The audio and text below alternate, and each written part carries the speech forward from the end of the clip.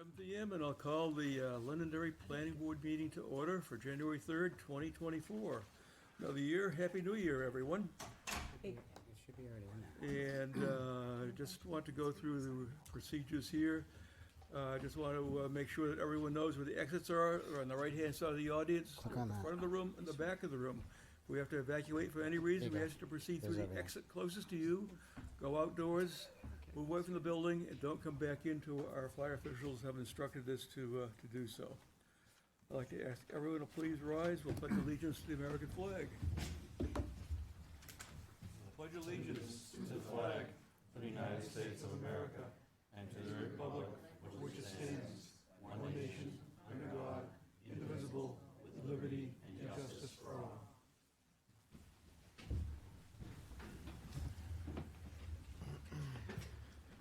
Okay.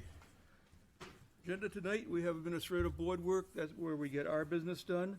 We have actually 3 sets of minutes to approve, and regional impact determinations, extensions, and discussions with staff. And we have 2 plans for a public hearing tonight. One is a rezoning request on Hillside Avenue, and the other is a public hearing that relates to a sewer issue with one of our conditionally approved plans, and it goes to satisfying the conditions of that plan. We'll get into the details of that when we get there. And then the board will have a discussion on its rules of procedure. I just want to note that we have actually 8 voting members here. Don't need to appoint any alternates, so we got Tony, I don't see Roger. I know Jason is not going to be able to make it tonight. So we have a quorum, we can proceed with the meeting. So we'll go to administrative board work for approval of minutes. We have the first set is December 6th, 2023. And if there's no questions or anything, I'll take a So moved, motion. Mr. Chairman. Moved by Al to adopt the minutes of December 6th. Do we have a second? Second by Ted. Any discussion on the minutes of the 6th? It was second by Jake. Jake, okay, you both sound the same there. I thought it was almost a duet, but, let the record note that Jake did the second, so. Seeing no discussion on the minutes of December 6th, all those in favor signify by saying aye. Aye. All those opposed say nay. Abstentions? Abstain. And the record show Gianni abstains. Chair votes affirmative, and the motion of December 6, 2023 are approved. We have the non-public minutes of December 6, 2023. So moved to approve, Mr. Chairman. Second. Motion by Al, second by Jake. Any discussion on the non-public minutes of December 6, 2023? Seeing none, all those in favor signify by saying aye. Aye. All those opposed say nay. Abstentions? Chair votes affirmative, and motion carries. And December 13th, 2023. So moved, Mr. Chairman. Second. Motion by Al, second by Jake. Any discussion on the minutes of December 13th, 2023? I gotta check my writing. Seeing no questions, all those in favor signify by saying aye. Aye. All those opposed say nay. Abstentions? And Abstain. I abstain. Al abstains. Al, I know Al was not present. And chair votes affirmative, and motion carries the approval of the minutes of December 13th, 2023. And we have no regional impact determinations. I think we have one extension request, don't we, Kelly? Yes, Mr. Chair, we have an extension request for the outdoor pride site plan, which is located map 17, lot 5 on Kitty Hawk. They're requesting an extension to June 2nd, 2024. So how close are they actually to They're getting all quite the close. conditions? We just had a meeting with the applicant yesterday, and they have a few miscellaneous items to complete. It could be, it's achievable by then. I believe so. Oh, okay. If no questions from the board, I'll take a motion that, Mr. Chairman, I'd like to make a motion to grant the extension to June 2nd, 2024. Second. okay, motion by Al for the extension, second by Jake. And that's for, Pride, Outdoor pride. Outdoor Pride, okay. Looking for another landscaping name, Outdoor Pride, to the 2nd of June, 2024. Seeing no questions, all those in favor, signify by saying aye. Aye. All those opposed, say nay. Abstentions? And chair votes affirmative, and the outdoor pride has been granted an extension on their plan to June 2nd, 2024. Hey. Quick work there, Jake. I try. Any discussions with staff? Have anything, John? Nope, nothing this evening. Okay, Kelly, All set, Mr. Chair. all set. Board have anything? No, we will proceed then. We have a public hearing for a rezoning request to rezone 105 Hillside Avenue, tax map 10, lot 92. Wyndham Realty LLC, William DeLuca is the owner and the applicant, from AR1 Agricultural Residential 1 to C2, which is Commercial 2. And this is a request for a rezoning, and I think there's been several plans on this parcel in the past, so Quite a history. it has, yes, it has a history. Just, so gentlemen, just identify yourselves officially for our records, and we can proceed. Sure. Thank you, Mr. Chairman, members of the Planning Board. Happy New Year to everyone. For the record, my name is Kevin Smith, and I am representing the owners of 105 Hillside Ave. With me this evening is Bill DeLuca, who's in the back, and Steve DeLuca. You may be familiar with the DeLucas. They also own and operate the New England Auto Auction just off of Exit 4. And they own this property as under the entity of Wyndham Realty LLC. And if it's okay, I'll give a brief introduction of why they're seeking the rezoning change, show some pretty pictures, and then happy to take any questions from the board afterwards. So, as I mentioned, Wyndham Realty LLC, they're the owner of the property located at 105 Hillside Ave. And they're seeking a rezoning of the parcel from its current designation as AR1 residential to C2 commercial. The property's unique positioning presents what we feel is a compelling case for this rezoning request. Currently, half the property shares its western boundary with adjacent C2 commercially zoned properties, while roughly the other half, or just slightly under it, abuts residential properties to the east and the north. A historical review of the property's land use reveals that in 2007, it did receive conditional approval from the planning board for an age-restricted residential development consisting of 50 homes. And then more recently, in 2017, the zoning board of adjustment here granted a variance to permit 96 units of workforce housing on the site. However, the current owner now seeks the rezoning to C2 to facilitate the development of an enclosed indoor vehicle and boat storage facility. And this proposed use is notably far less intensive than the previously considered residential developments.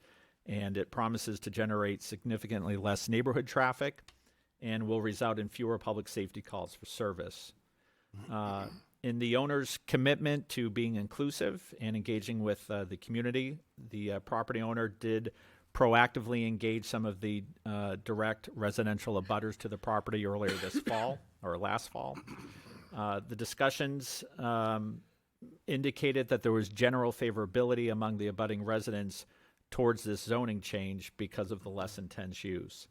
And it's worth noting that the prospect of a high-density residential development is not appealing to the residents in this area, and the proposed change is in line with more of the neighborhood's interests.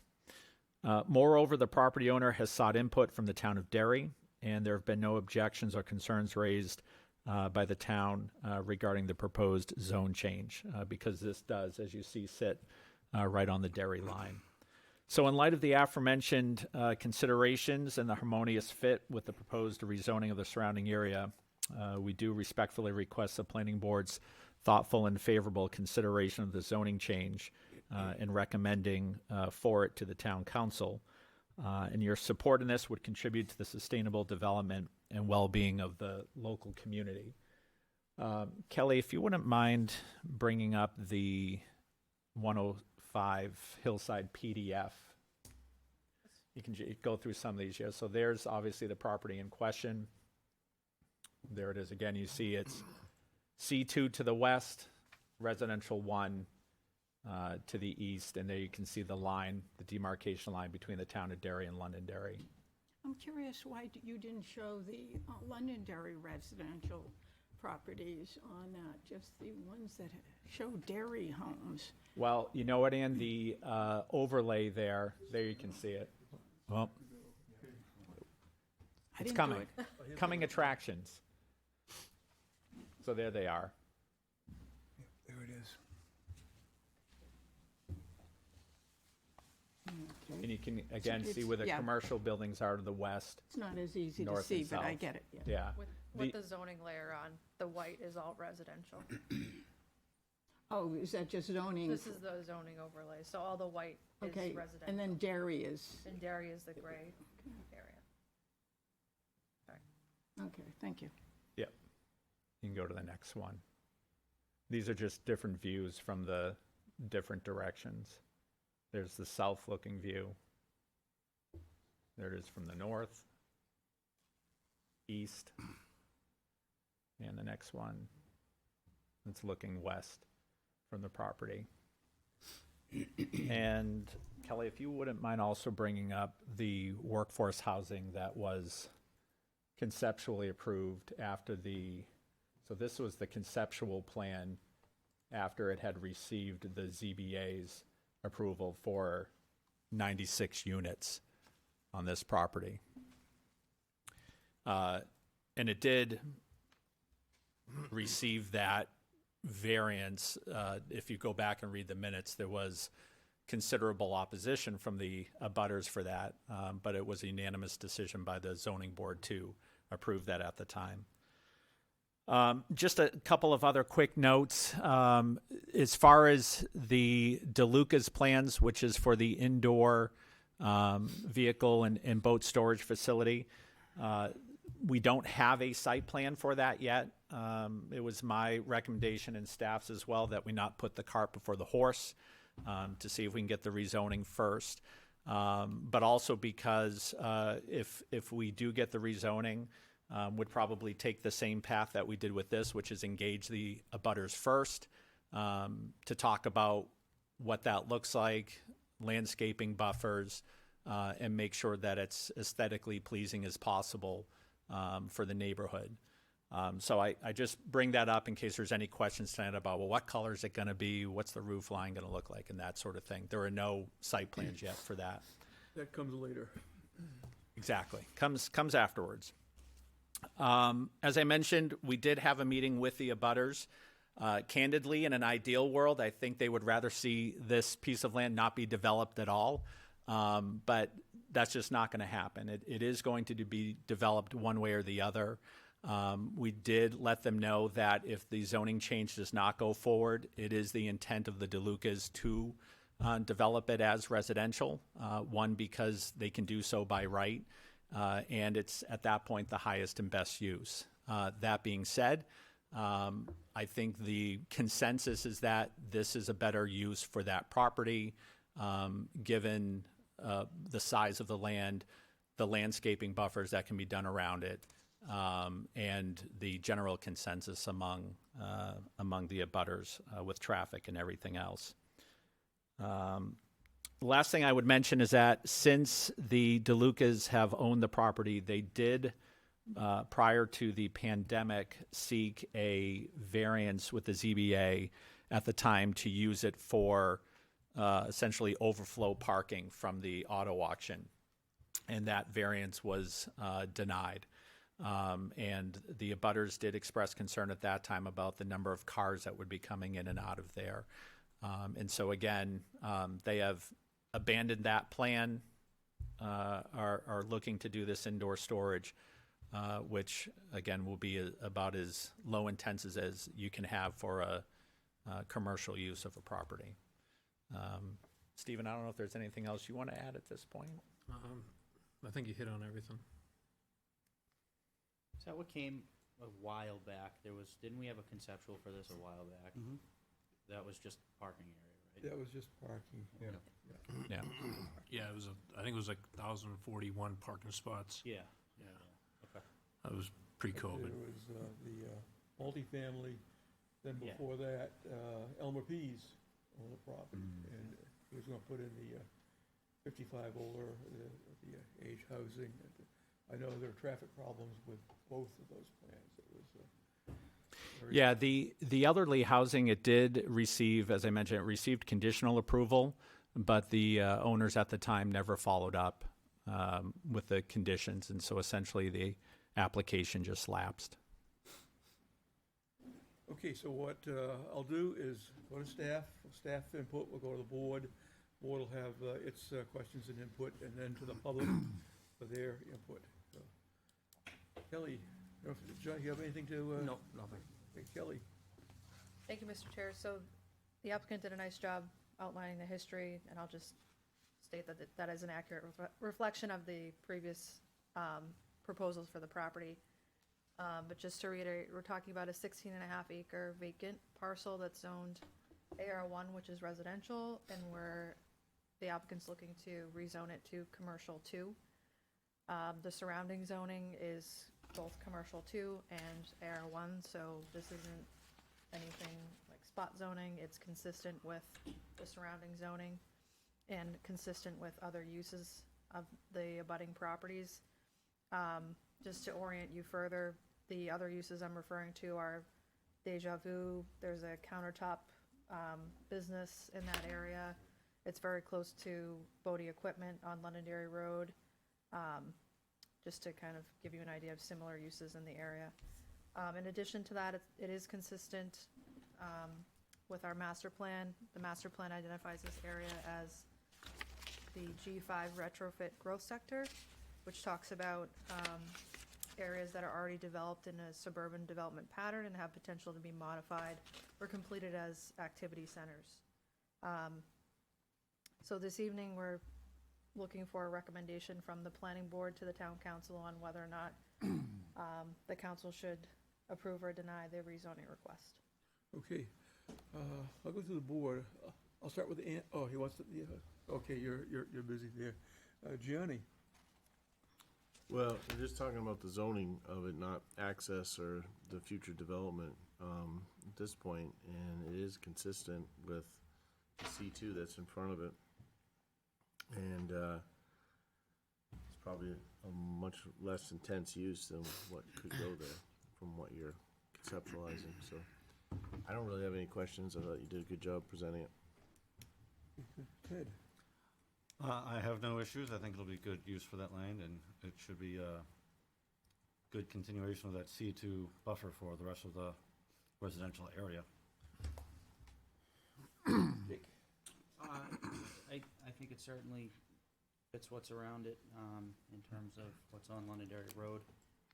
Don't really have any comments right now. Al, Yeah, I have to agree with my compatriots here. The one question I have is on the 16.5 acres, are you just going to have one big storage facility? That's all that's going to be there, or? The initial plan would be to, because of the terrain, would be to do 2 buildings, and, get approval for both, build the first one, fill it up, and then build the second one and fill it up is our initial thought, instead of building one giant building and finding out we can only fill half of it.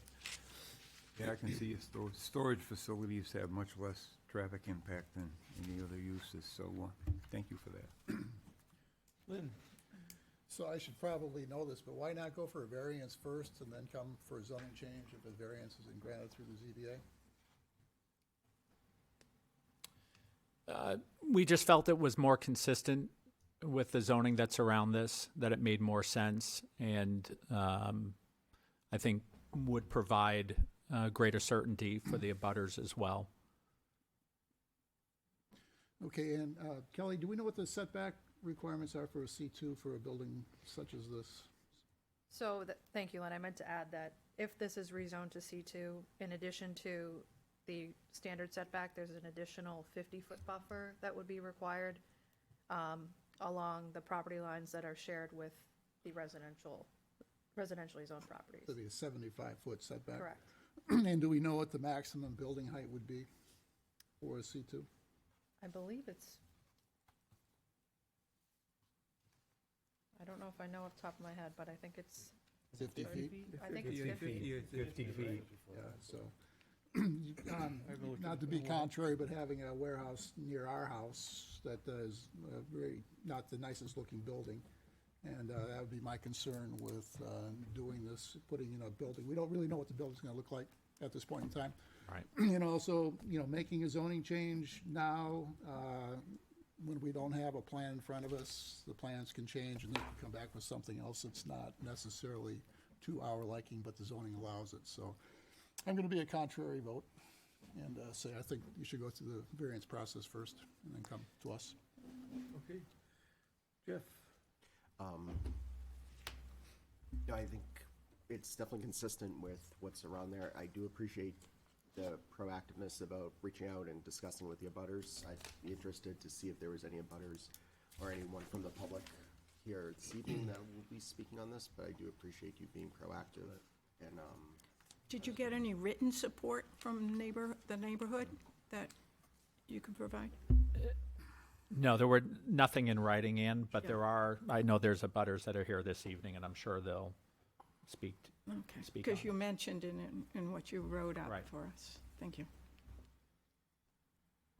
other than that, Mr. Chair, I'm all set. You're all set, okay. Tony? So, I'm gonna reserve most of my comments till after the public Yeah. comments, but I do wanna say, to Lynn's comment, this land is very steep. There's about a 75, familiar with there's it. about 75 feet. So even a 50-foot building is gonna not not even that be road much. height, depending on where they site It's like a it. giant fishbowl, isn't it? But at any rate, I just wanted to make sure everybody knew that. It's not a flat piece of land with the residential properties. It would be great if you could pull up the topography on this piece of property so you can show how steep some of the areas are and also the large amount of wetland on this property. It's in the, Most of it abutting the C2 businesses to the west of it is abutting wetlands there, except near the entrance to the property on, what is it, Hillside Ave. There's I'd say, I don't know how many hundreds of feet or yards of good soils there, but it's kind of a strange property. It's high on Hillside Drive, Right. high on, even, it seems higher on Holmes Street, and then on the backside, it drops down to, where they have wetlands, and the wetlands are almost up to the street. So, and on the west side, it abuts C2. So it's a strange property. You have to take a look at it, and you have to deal appropriately with the good areas, just like they did when they did the housing development. Yeah. That's why it's in that kind of configuration. Yeah, Kelly, if you go back to the PDF, for people to see where the wetlands are, where Ann's talking about, so you can clearly see them there, that they are closer on the commercial side. I hope the owner doesn't mind. I walked the property the other day Oh, to that's see fine. it. And Mr. Chair, if I may too, just to address one other thing that Lynn had brought up regarding the variance. If you look at, as you know, the ZBA, they're quasi-judicial, so they're less looking at planning and more looking at, does it meet the points of law? They found that the parking lot was not consistent with fitting in with the area. But again, they unanimously approved the 96 units of workforce housing because they found that was consistent. So looking at that reasoning, it's another reason we came to the planning board. No, I understand that. Yeah. Kevin. But I guess my thought was, if the zoning board denied a variance, you still have the option to come and get a Sure. zoning change. Yeah. That was my thought process. Are you done, Tony? Yeah. Okay. yeah, I wanna hear from You're the still public. on, Ann. I'm still rolling here. Okay. Let's see, the main entrance is gonna be where, on Hillside Ave? Correct. Okay, will there be any exit on to Beacon Street or anything? That's really. I believe, that's, Because it's flat area down there at the curve. I think But is that something you're thinking about using it, just like the previous development? no, so just to, when we came with the parking lot plan originally, we Right. did speak to the fire department. They wanted a gated Okay, access for fire purposes only, would not be open for public access, was what was their feedback at the time. And we don't want access on Beacon, we want access on Hillside. There's a nice big buffer there of the hill, Yep. so that you can't, we don't even want people to see or know that there's a building down there. We wanna, tuck it down. right. Behind them. Now, that street is only about 18 feet wide, a pavement, though. That has to be redone for trucks and trailers bringing in cars and boats. I think that should be a priority, because it is really narrow there. Right at the beginning of the property from Hillside, where that big tree is, measured it out there, and it's only 18 feet wide, and that's way below standards for a town They're road. probably second guessing what they're going to do. Well, I'm not, I'm I think just it's still saying in- what's in- there. In its formative stages, so they'll have to meet all this stuff when it comes to the site plan. Right. But Right. I know with the two previous residential plans, the multifamily, there was a lot of difficulty getting the number of units in that they Yep. wanted. They couldn't get them all in, but also, a traffic pattern, flow and parking. So I know I went through several iterations with the planning board, so it was not an easy piece of property. Yeah, okay, I can't ask that, can I? You own the other property that's on, facing on Hillside. Is that gonna stay if you, That's in gonna your stay vision? residential. It's going, you're gonna leave the house? Oh, yeah, Okay, because I know the house that was on there was taken down a couple of years ago. correct, on the main property. Yes, okay. Let's see if there's anything else I have. I think I'll save anything else for later in case, See what everyone else has to reserving a say. time. Okay, are there any abutters to this plan, or anyone in the public have any questions, comments, and concerns and regarding this proposed, rezoning? And I'd ask you to come to the microphone here, there's one you can sit at also, and I need your name and address, please. So, first come, first serve. Sorry. Good evening, everyone. My name's Bob Holden. I live at 6 Holmes Street. I'm the last house on the dead end.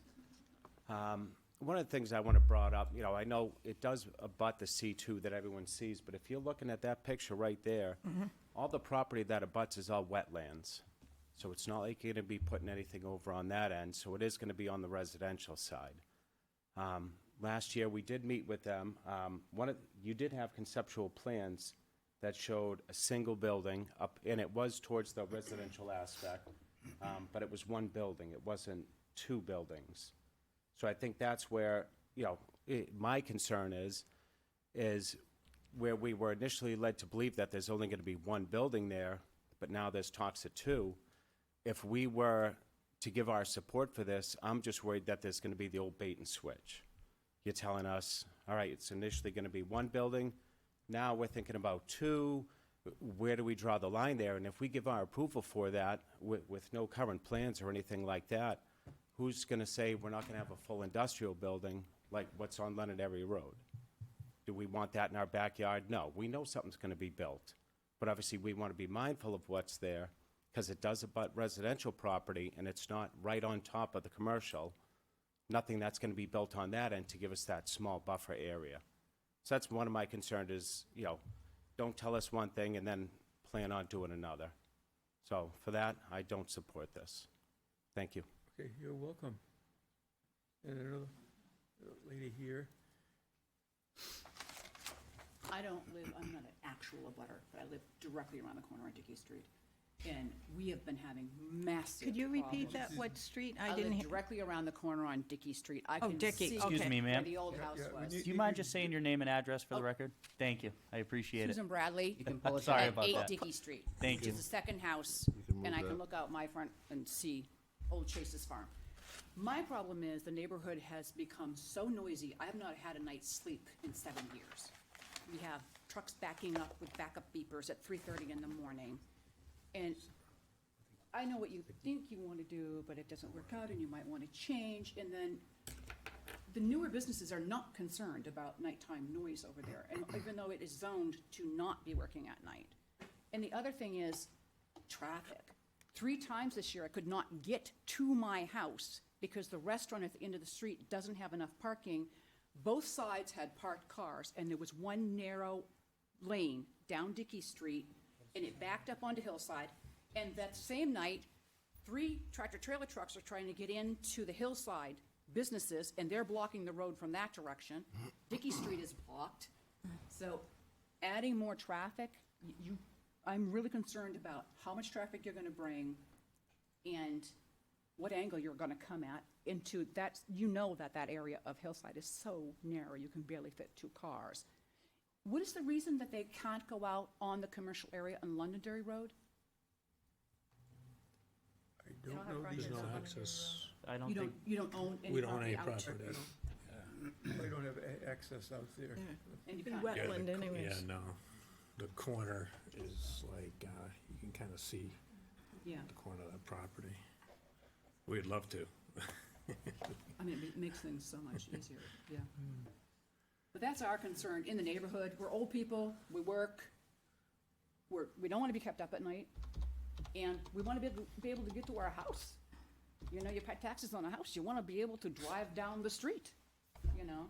So that's the biggest concern, not as much how it looks, because everything's getting developed.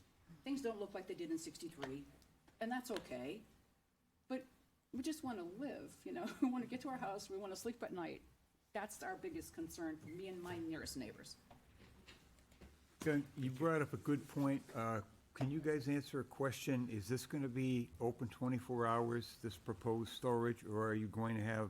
It's designed for people with boats who are going to be storing them there, drop them off in the fall, pick them up in the spring. People with old cars, classic cars, exotic cars, drop them off in the fall, pick them up in the spring. We're really trying, to go more towards as least, the least amount of traffic as possible. It's not like on Londonderry Road, there's a storage unit where you can go 24/7. You have a key to the gate. You can go and access your units. This is, you pack the building and, cars are parked in front of other cars, and it's heated climate storage so that, people don't have to park their car. Do people pick them up by appointment, or do We you don't have, like we don't 8 have, I can't, we don't have a set business plan. Okay, Yeah.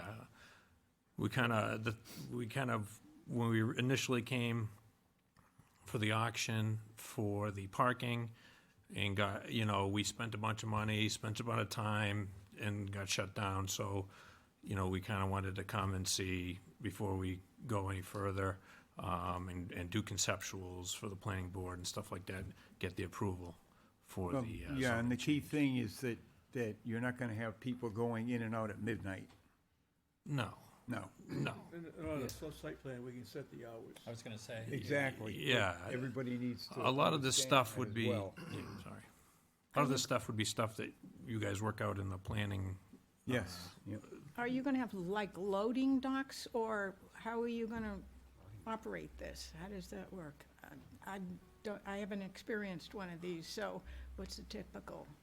I mean, I'm wondering how many of these big bay doors they have open and closing all the time, or is, There would how is probably that? be one, I don't know. I mean, most of the ones I've seen that we've kind of based the idea off of have one door in the middle, kind of like a barn, and all the cars and boats get parked on the side. Okay, okay.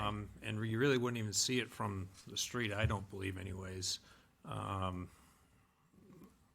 could, Okay, it's just, it's a warehouse housing Yeah, it needs to and have, you know, boats. it needs to have clear span height of, 13.6 is the highest vehicle that can legally drive, like an RV. Somebody had an RV there, 13.6 would be like the clearest indoor. So it would be span. 1 story? Yeah, 1 story. I don't know what they would need for roof height, to get 13.6, but, Okay, I'd like to hear from the public and, Oh, okay, sorry. sorry. okay, next. Yeah, I just need your name and address, please. Good evening. My name is Kathy Ross. I live at 2 Home Street with my husband Moab. Unfortunately, he can't be here tonight for health reasons, but my property runs the length of the property of 105. My whole backyard abuts this property. My house sits up on a hill, so I'm looking down at this area.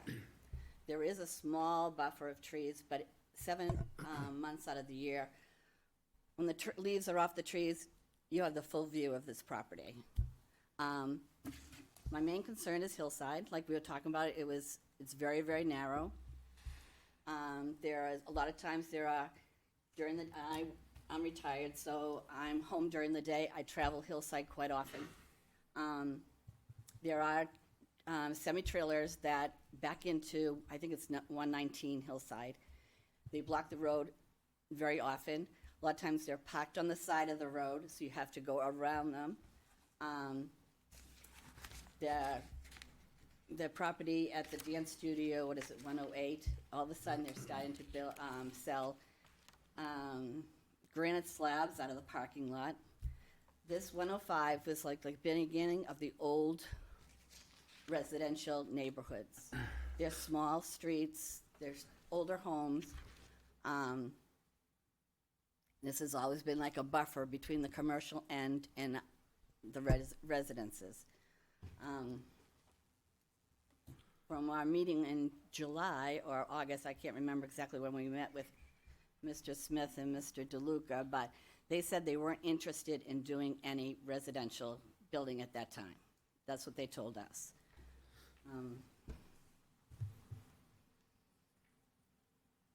But I'm just asking you not to approve this. I think if it's approved, we're gonna have trailers. Yes, it's only a couple times during the year, in the spring and the fall, the summer, but we're still gonna have traffic with trailers bringing boats, trailers bringing cars, RVs, all that sort of stuff in that narrow part of the road. On a good day, there's barely enough room for 2 cars to get by. I have been pushed off or gone off to the side of the road in fear of getting sideswiped many a time. So please, I'm asking you not to approve this. Thank you. You're welcome. Next.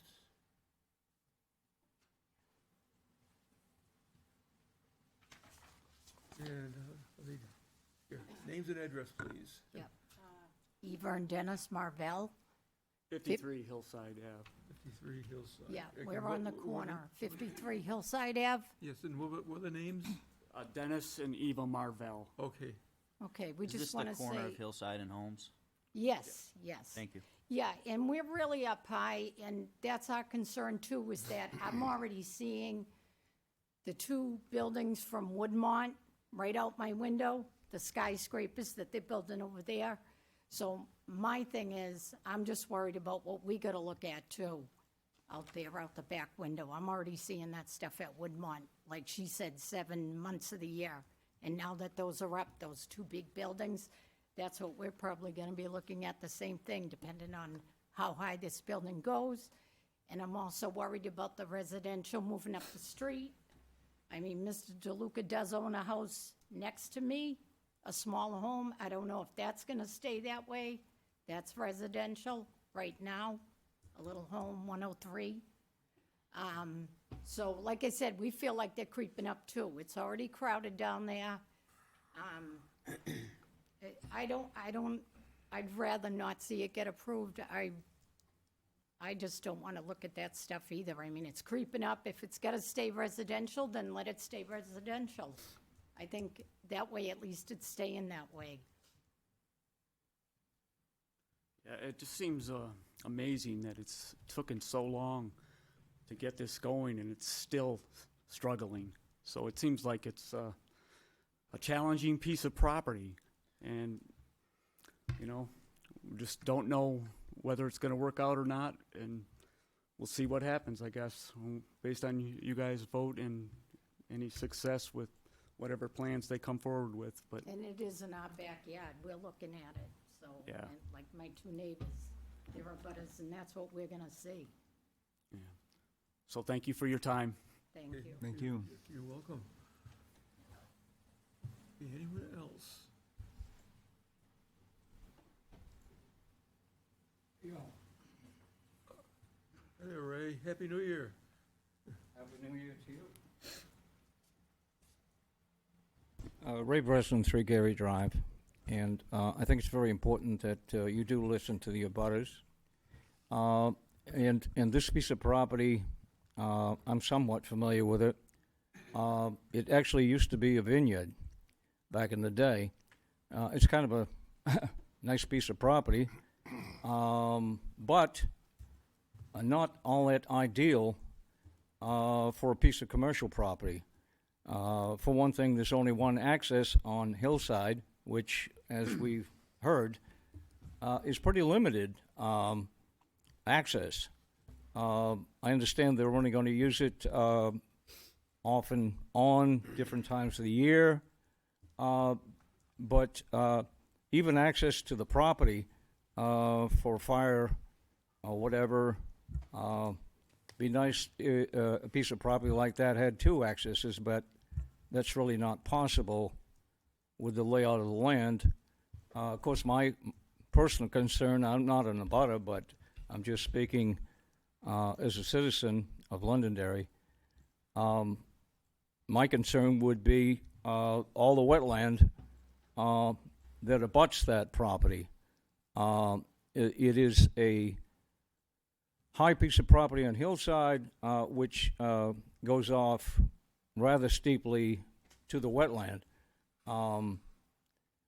If that's going to be have buildings on it and it's going to have pavement on it, all that runoff is going to go into the wetland, which is already impacted.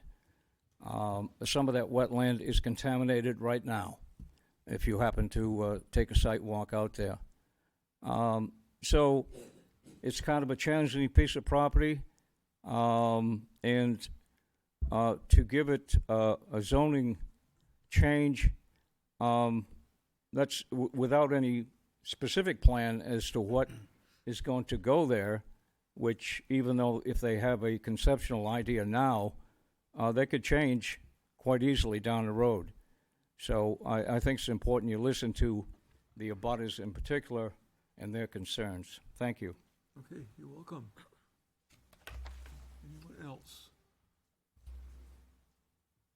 Kevin? If I could, Mr. Chair, just address just some of the comments. With regard to comments that were made about, roadway width improvements, landscaping buffers, the hours, obviously those are all things that can be and would be addressed through the site plan approval process. And again, it would be the intent of the DeLucas to work with the abutters on those items prior to even probably submitting a site plan for the property. Some of the other concerns we've heard as far as what sound almost like commercial property violations. Putting on my old hat for a second, I would say if there's violations currently happening in those areas, that they probably should be addressed through the zoning enforcement, whether that's parking on the street, improper loading, hours of operation, and that sort of thing. Those things can certainly all be addressed. And lastly, just 2 things with regard to the comment about the one building conceptual. The DeLucas did have, it was a very rough copy of one building, a square box placed on there. I don't believe it's their intent to increase the size of the footprint from what was shown on that, but rather to cut it in half. And as Stephen mentioned, have both approved, but if they can only fill one, not build the other one, and to see how that goes. But it would not be to increase, the size of the footprint on what was shown at the meeting we had with the abutters.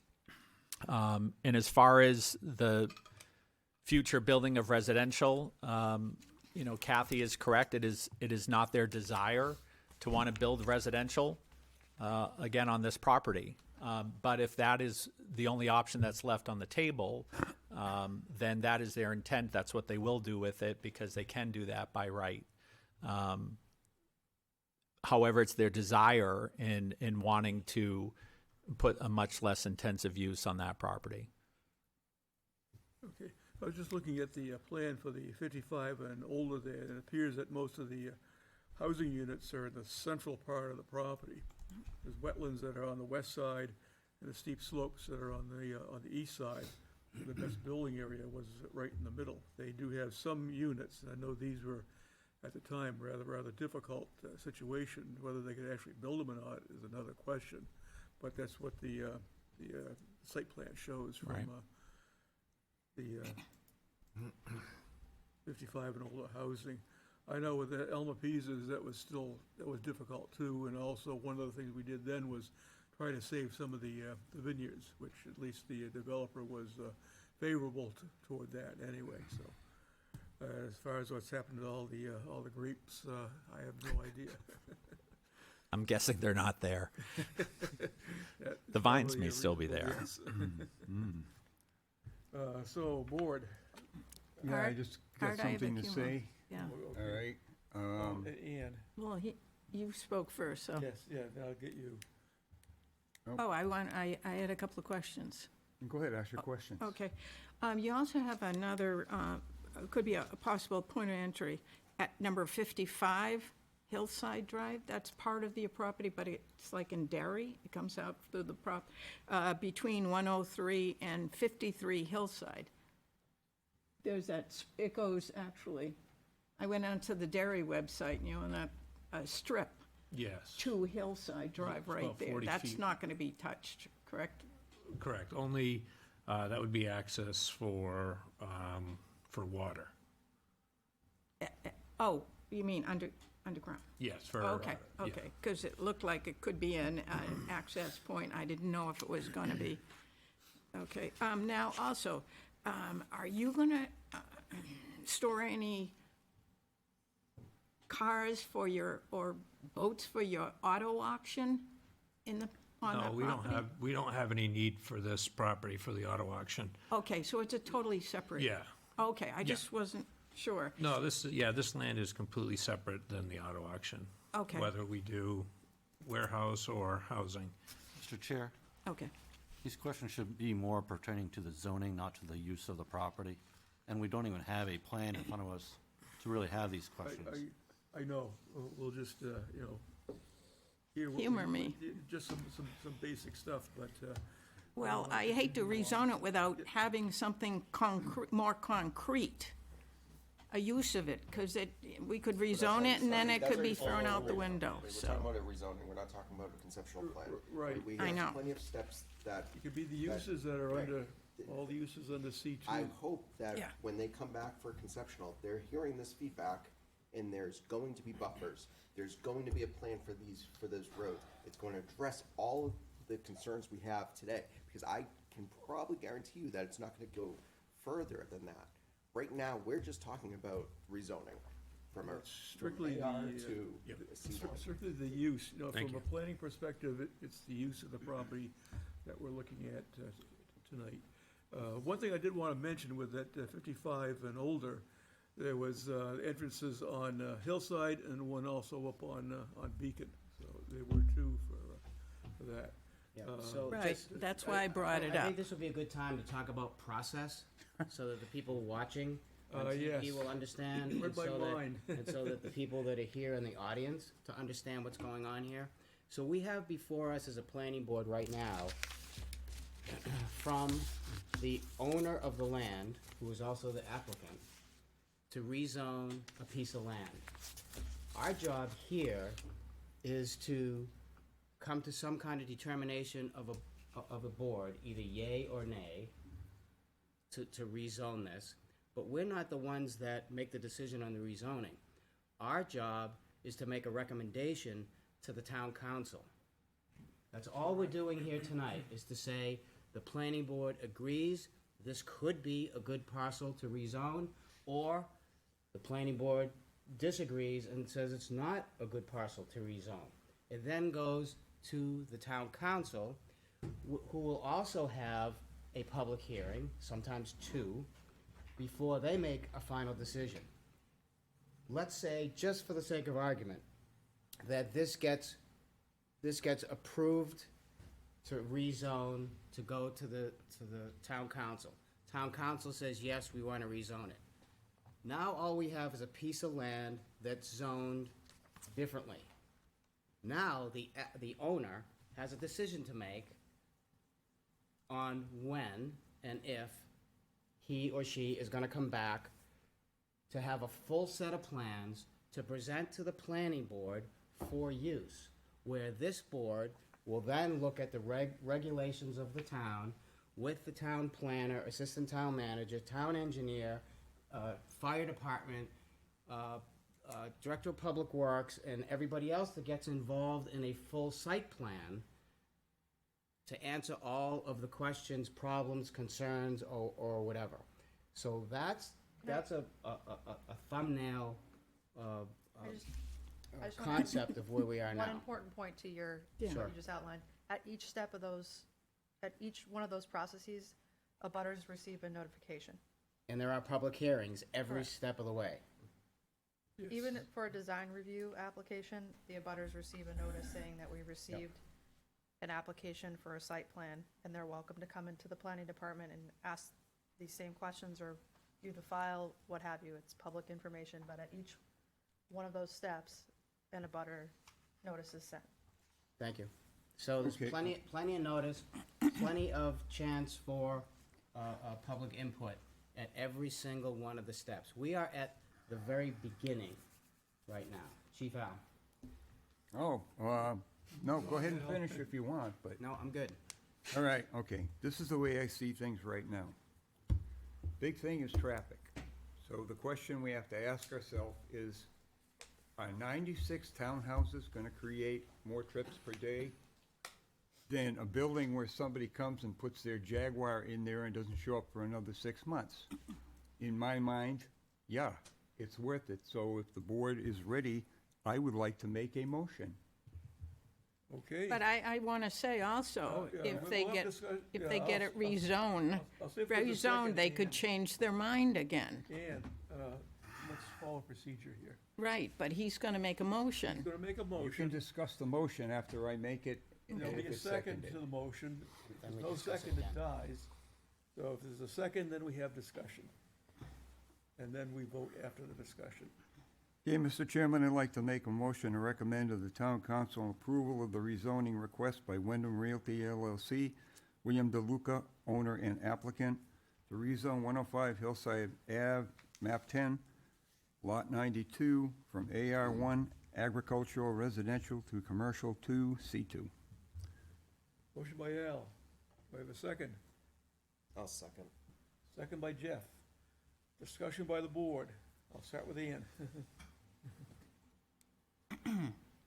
Oh, I can speak? You can speak now. Okay, yeah, my concern was that if we rezone it, C2, there might be questions and then another use on the property. Yes. We can't decide for them what it eventually comes to be. We can take a look at the plans, whatever they are. So it's not guaranteed it's going to be a big warehouse. That's why I like what Lynn Wiles said.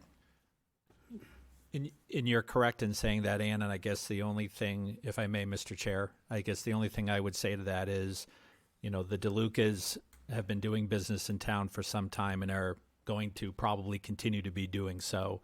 I hope to be doing more business in this town as well. And I think if we were to come back to all of you with a completely different plan than what we outlined tonight, that wouldn't bode well for either one of us. I just wish you came with somewhat of a plan, but I totally understand where you're coming We from, aren't too. At that point yet. So, But, I mean, the planning board perspective is really planning. You know, it's planning how the consistency with the master plan, the consistency with the neighborhood, things like that. The town council has wider discretion, because once we make a recommendation to the town council has two readings on it. First reading is the introduction. The second reading is a public hearing, and that's when and the planning board has the authority to say yes or no on it. Planning board only makes a recommendation. The town council is the governing body. We are not. Tony? I'd like to weigh in that, this change has been shown to be consistent with our current master plan that we're working with. Someone said that there was testimony that there's industrial on Londonderry Road. Is that true? I thought it was all commercial. It's commercial too. Yeah. So it's not industrial. There's no industrial on Londonderry Road. It's Zoning is commercial. commercial. Thank you. It's already been mentioned, a lot of comment about traffic and things not being done correctly. That's enforcement. That can all be dealt with. I don't see that as a problem. I will say that, one person's opinion, I think that if this building gets built, as discussed by the applicant owner, there is a need for this type of building, especially for all the people that are living in condos that have 40-foot RVs or a boat or whatever that they're not allowed to store on their property because there's so many rules in a condo development. So I think it is a good use for the town. All the other things are site plan specific. I will also say if I lived on Home Street, I would want what's being proposed today as opposed to 96 townhomes with 96 hibachis on the back deck, and cars and calamity and kids and loud music and whatever. That's one person's opinion. Remember too that this will incur a 75-foot setback on quite a bit of the property. I will suggest to the applicant that if this board tonight recommends yes and it goes to the town council, my recommendation to you, based on previous things that have happened over the past 6 to 10 months, would be that you come in with a pretty hard and fast plan for the town council of what it is you're gonna do and how you're gonna do it. Because based on what I've seen, again, one person's opinion, based on my observations, that's what they've been asking for. So if this board approves this tonight to go to the town council, my suggestion, come in with a real solid, hard plan on exactly what it is you're gonna do it, how you're gonna do it, where the roads are gonna be, how many parking spaces you're gonna have, do it upright, so that they have a chance to make an informed decision. That would be my suggestion. We don't know how this vote's gonna go right now, I'm just saying. With that, I yield to my good friend here. Thanks, Tony. Yeah, no, I think just it's a challenging piece. Piece of land, we've established that tonight and through the history of it. So if you find that there's success with that, there's a lot of process that's been discussed and kind of reviewed. You're gonna go through that process. The community's gonna go through that process. So,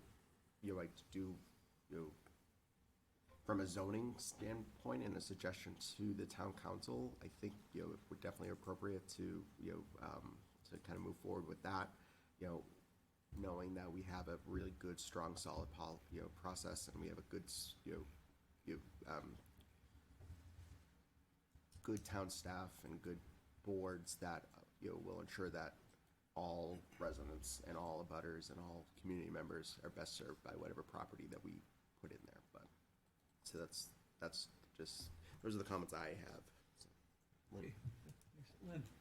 So I had a question on setback and buffer sizes earlier, and just went to the zoning regs, and it's 50 feet.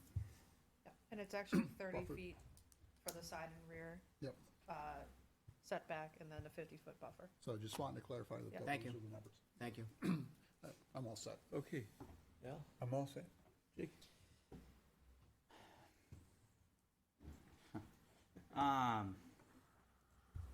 I'm at a little bit of a crossroads here.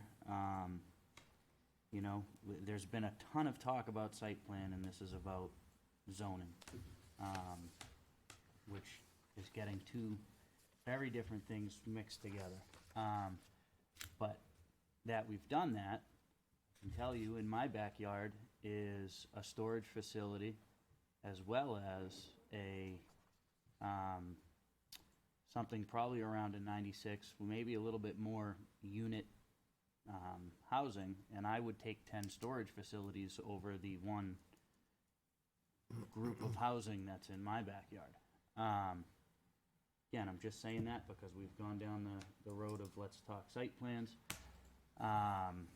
What concerns me is that we would be approving to rezone it. So while I do believe that the DeLucas have done, you know, they own a business in town, I do believe that they will put something here. There is still the ability to put something else there with the zoning change. That's my concern. That being said, I believe that the DeLucas are not going to try and pull the wool over our faces here, and I'm sure they'll be presenting what they're talking about. And to Mr. D's point, there is a process, there's a very big process to go on after what is here tonight, whether this gets recommended or not. Keep in mind, this goes to the town council. The town council has the final say. And if the town council does approve it, there is a massive process that they need to go through to make sure that the issues that the residents are raising are appropriately addressed. So this is just the beginning of a very long process for this. But I'm not sure how I'm gonna vote yet. I'll tell you in about 20 seconds. See what the rest of us are doing. Yeah. I have no comments right now. Yeah. Johnny, anything else? Yeah, I don't, I've heard everybody's comments, and I don't have anything to add of value, so. Okay, so we have a motion on the floor. We have All- a second by Jeff. Yeah. Al made the motion, Jeff did the second. So, Is Ted gonna vote, or is he gonna save his vote? I will save my vote for the town council and any comments at that time. yeah. Then so you only we have know- 7. So we know Ted's gonna abstain, so we got, yeah, Yep. 7. So all in favor, signify by saying aye. Aye. All those Abstain. opposed? Opposed? Ted's abstained, Opposed. Jake's Opposed. opposed, I'm opposed. and three opposed, and we got, 4 and 1 abstention. yep. So, the no's, I need a reason why. This is a new statute that we have to follow, so I'll start with Ann. Your opposition to this? Because we don't have a definite plan in place, some exact, Killing me with this plan thing, Ann. We don't need a I plan know. to decide zoning. This is I just a know.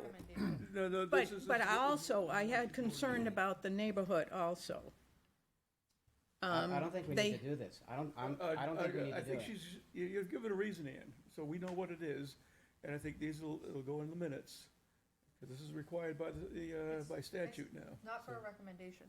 Yeah, this is not, we are not, Oh, this is a okay. recommendation, Mr. Chair, to the town council. This Okay. is not a planning board. Oh, decision. yeah, I get caught up in that. Can I just easily. clarify those, so we have 4 yeas, So an 4 abstention, and yeas, 3 three, nays? 3 nays, Yes. and 1 abstention. Motion carries. So, the planning board is make a recommendation to change the zoning to C2. This will go to the town council. Town council will have a 1 reading, and then they'll have another reading and a public hearing on it, and you will get notices. So. Okay. we'll start Thank you very much. the Second step of the process. Thank you for your time. Okay. Next we have is a public hearing for a site plan, or site work relating to proposed gravity sewer main construction for the Page Road improvements off-site.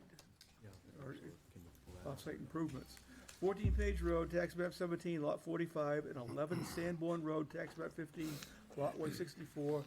The Evans Family Limited Partnership, CJE Trust, nominee trust, are the owner and the applicant. And this has an conditionally approved site plan.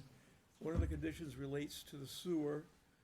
The sewer has to have some completion done to meet all the requirements for that condition. Stop. I'll let John Stop. take over. Mr. Chair, I just realized I'm a sort of a distant abutter, so I'm gonna. Oh, okay, let the record show that Gianni Verani has stepped down from this plan. Mr. Chairman, members of the board, again, just a little background. This project was conditionally approved by the planning board back on July 12th, 2023. The applicant is currently addressing the conditions of the approval per the July 23 notice of decision. So if you recall, what's happening, again, this lot here, this is 13 Page, as portion of the development of 13 Page Road requires the construction of sanitary sewer from Sanborn Road through the Evans lot, through the existing portion of the area that's being presently, there's some site preparation work that's happening through there, goes, crosses Page Road, and then that sewer will service 13 Page Road. Follow me? Yep. Okay, so that's what's basically happening. So again, the sewer construction is gonna commence on Sanborn Road and run in a northerly direction to Page Road, again, through 11 Sanborn Road and 14 Page Road parcels. This will provide, again, the sanitary sewer to 13 Page Road. That is the site of a proposed 75,000 square foot warehouse by Rhino Capital. Currently, the permitted site activities on 14 Page Road is what you see, that open area. Yeah, so that's what Mark is doing presently, doing some site preparation in that area. That area is phase one of a two-phase project of removing materials and getting that site prep for future development. That area there encompasses approximately 16 acres. The second phase is the area south of that, that's still vegetated. That second phase is another 16 acres out there. So the applicant is requested to proceed with the proposed gravity sewer main construction prior to receipt of all permits for the off-site improvements in accordance with the conditionally approved site plan. The sewer construction entails significant cuts in stormwater improvements, both of which are conducive to perform during the winter time. So what ends up happening is, for the most part, Mark has his southerly limits, his tree clearing limits, is at the southerly limits of phase one. Phase two is basically parallels this, is in this area here. Again, the sanitary sewer line that's gonna be constructed in between phases one and two, there's a significant cut in there, about a 20-foot cut, about 500, so it goes from 0 up to a height of 20 feet for about 500 feet. So there's a lot of material in there, there's about 50,000 yards of material. There's also some stormwater improvements that need to be done as part of that work. I've met with the Evans out there, with Earl as well. We've come to an agreement, and Mark has proceeded with completing the construction of the stormwater management area A, which is this here area here. So if you go by there today or tomorrow before the snow flies, you'll see he's completed the slope, the easterly slope. Thank you, Mark. And again, so staff does support approval of this, and the reason being, this is an active site where Mark is actually, mining the materials, processing the materials, so he has area that cut material that he's gonna take here is gonna be brought back to the site, processed, and he's gonna get rid of it. And that way, again, he can get that cleared, grubbed, and, weather permitting, he'll be able to get into that construction this time of year.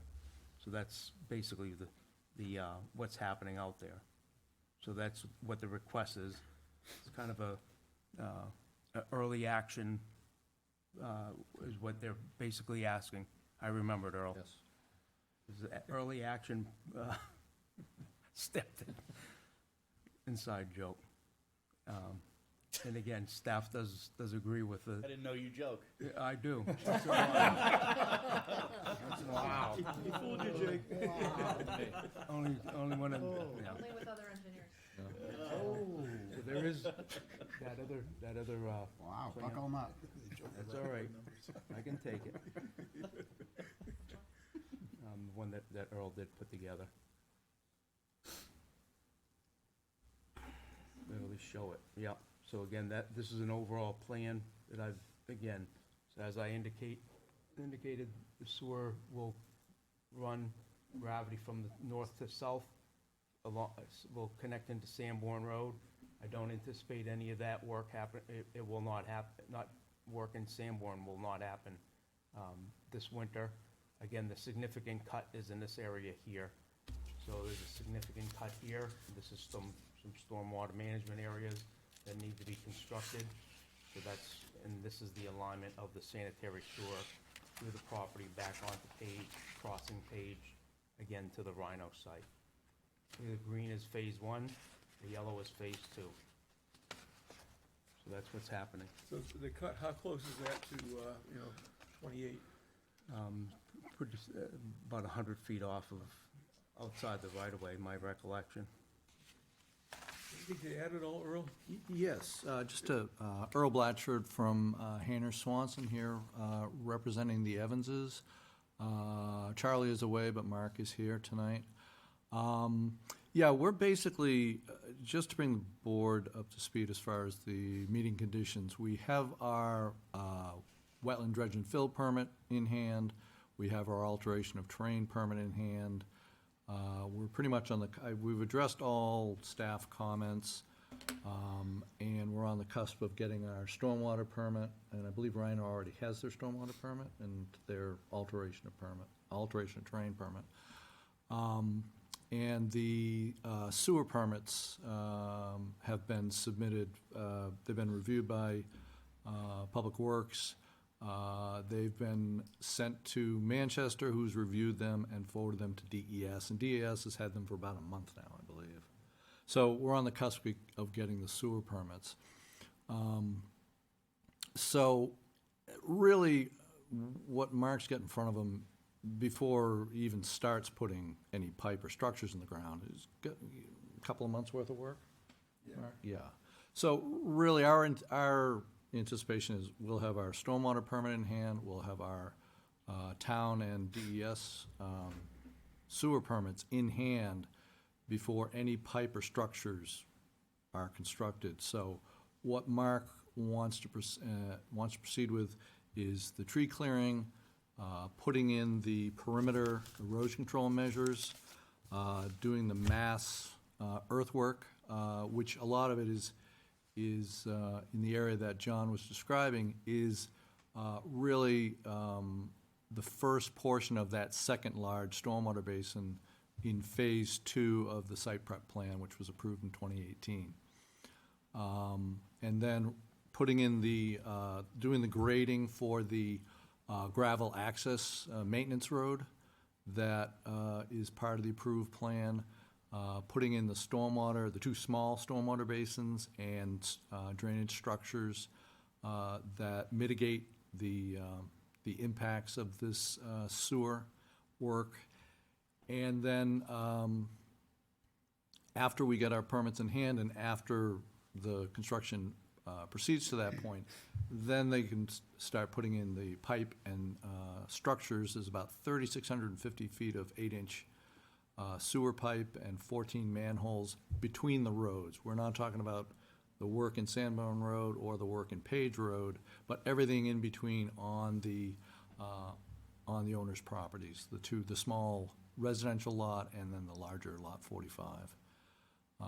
So we're really very close to getting all the permits in hand and bringing in, being at the point where the plan will be coming in, our combined plan, Rhino's plan and our utility plans for the planning board signature and finalizing that. But in the meantime, the way this winter's going, they're just chomping at the bit to be able to get going with the construction. If there was 3 feet of snow on the ground, we may not be here, but the fact it's been so mild and so favorable to just be able to do this winter work, that's why we're here tonight.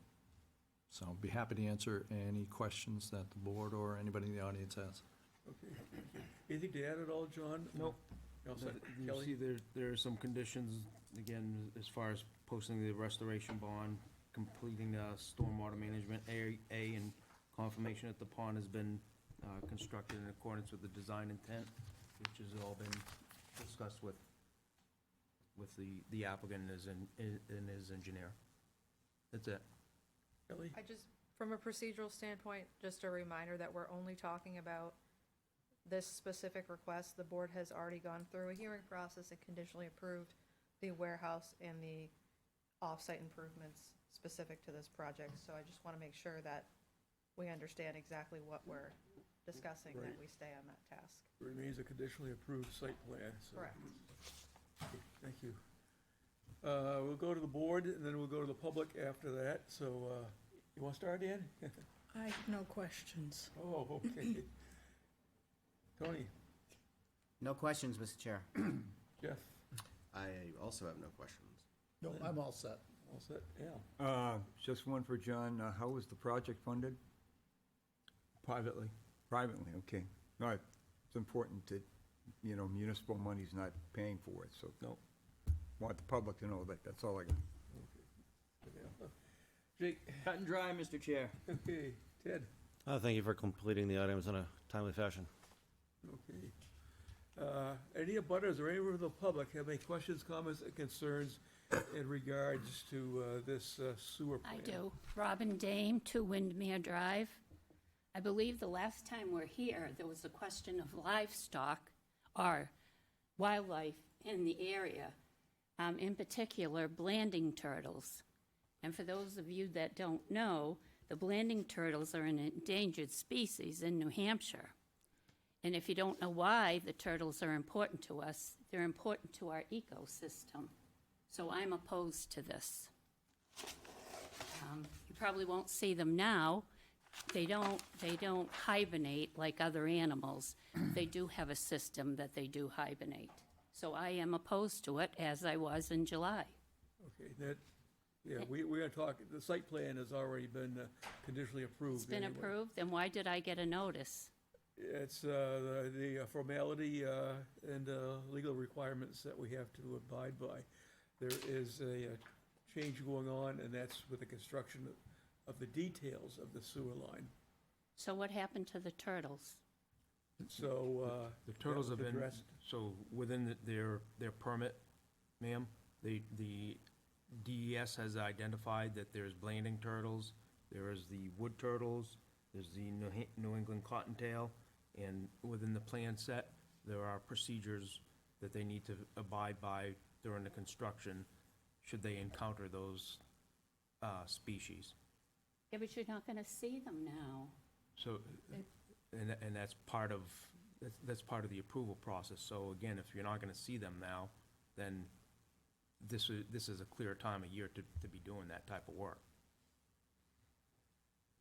And what's gonna happen when they come out of their hibernating period, they're gonna move into 28, and the turtles are gonna get killed by the traffic.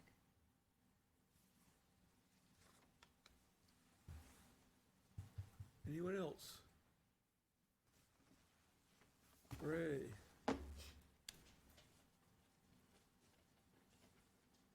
Name and address, please. Ray Breslin, 3 Gary Drive. I just do have a question about this sewer line. As I understand, it's going to be gravity feed.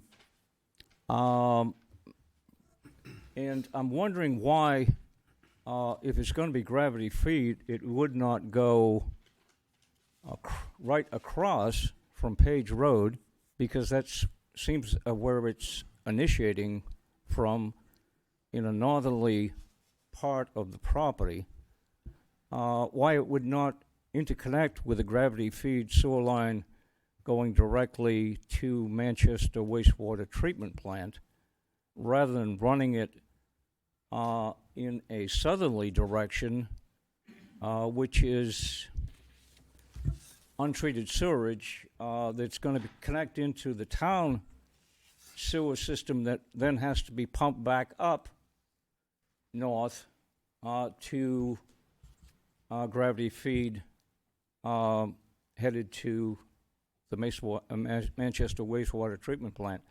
Could anybody answer that? I think we need an engineering perspective. Because the gravity sewer, Right. the gravity sewer is further east of the intersection of Mammoth Road and Grenier Field Road. Say that again, please? The gravity sewer. Gravity sewer. Further east of the intersection of Mammoth Road and Grenier Field Road, almost in the middle of Merrill's Field. With me? Where the pipe runs. Gravity. Gravity. Got it? Okay. Okay. Shut the background. You turn on the sewer. I think my kind of point is this, that this area is going to continue to be built out. Go ahead. Yeah, but again, no, Ray, they are lower than the gravity to the west. What is the elevation at Page Road? I don't know what they are off the Well, top of my head. well, you're saying it's lower. Trust me, Ray, it was looked at. No, wait a minute, maybe he can answer. Engineers work on this, Ray, so. Pardon?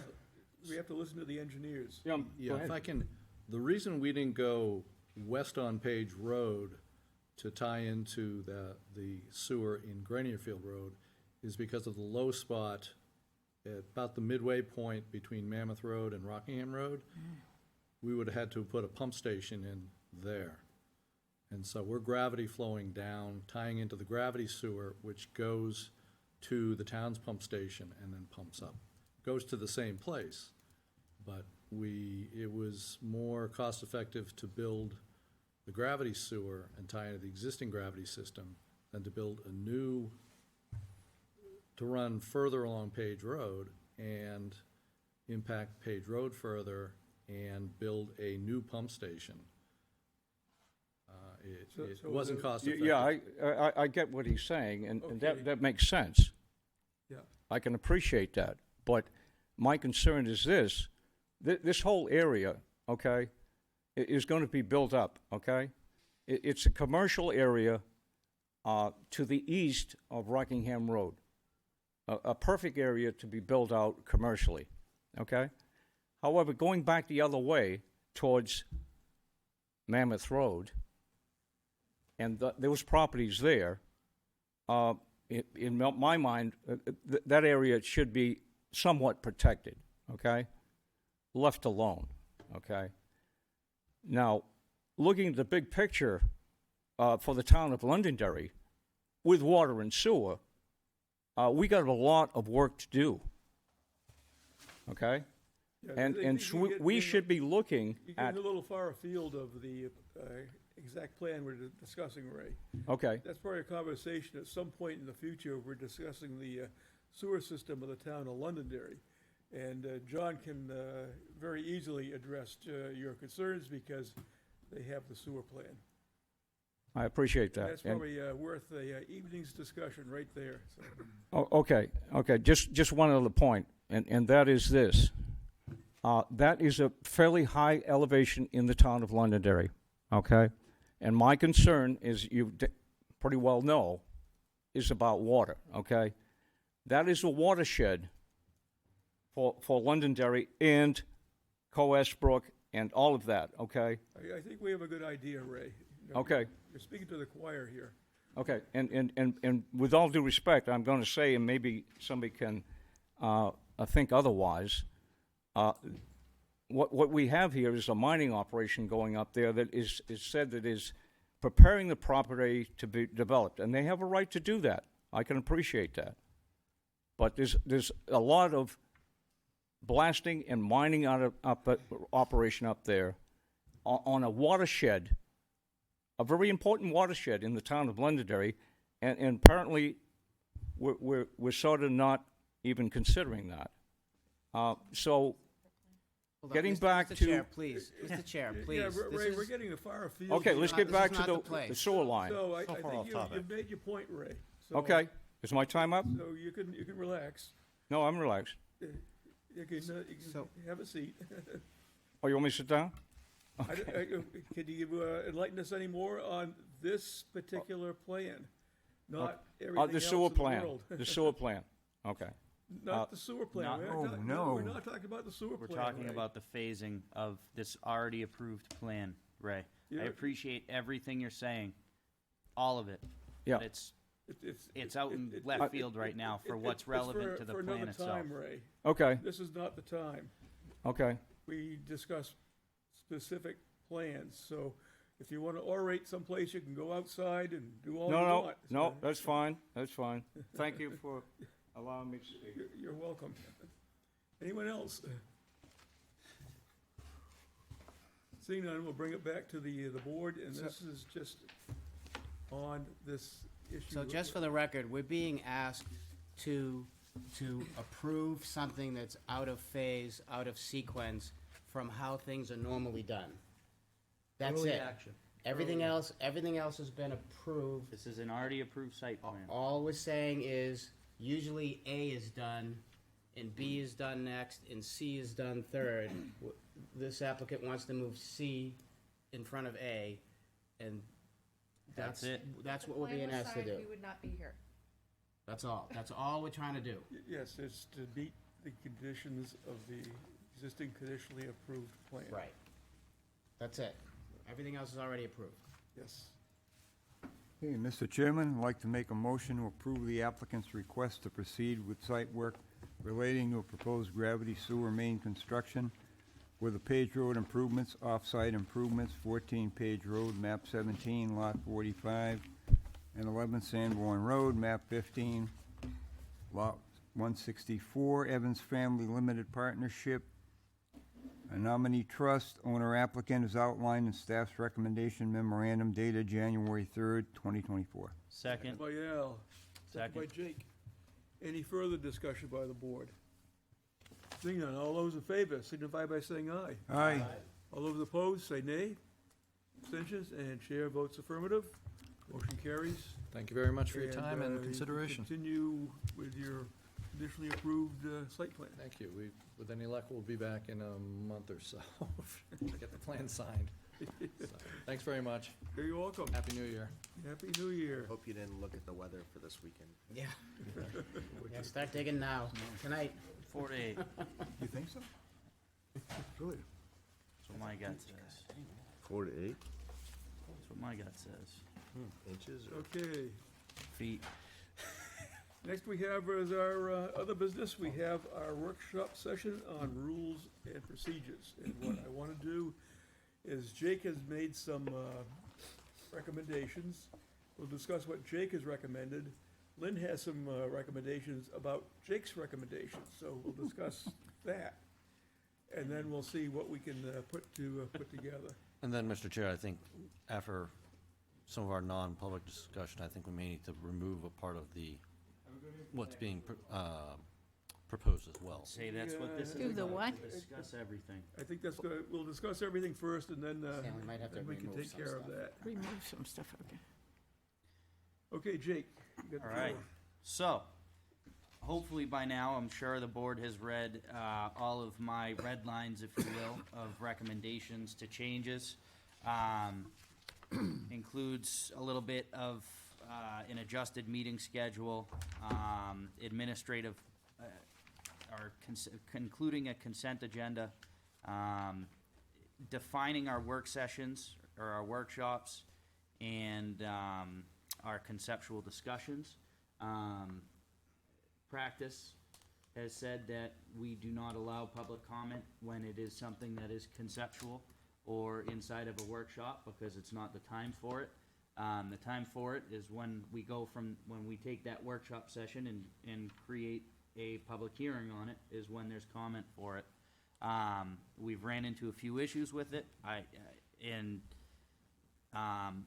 think a good way to deal with these issues is to adjust our rules and procedures a little bit to reflect how we are running our meetings. The last thing I added to it was a section for public comment. Actually, there's two other sections. A section's for public comment that I'm sure you guys have all gone through, as well as a section, I called it public relations. I actually got it out of, I think it was Merrimack's Planning Board Rules of Procedures. But having somebody who can be a contact for the board, I think what I was trying to get at it is there is consistent misinformation going around about what is happening in the town of Londonderry and what the planning board is doing.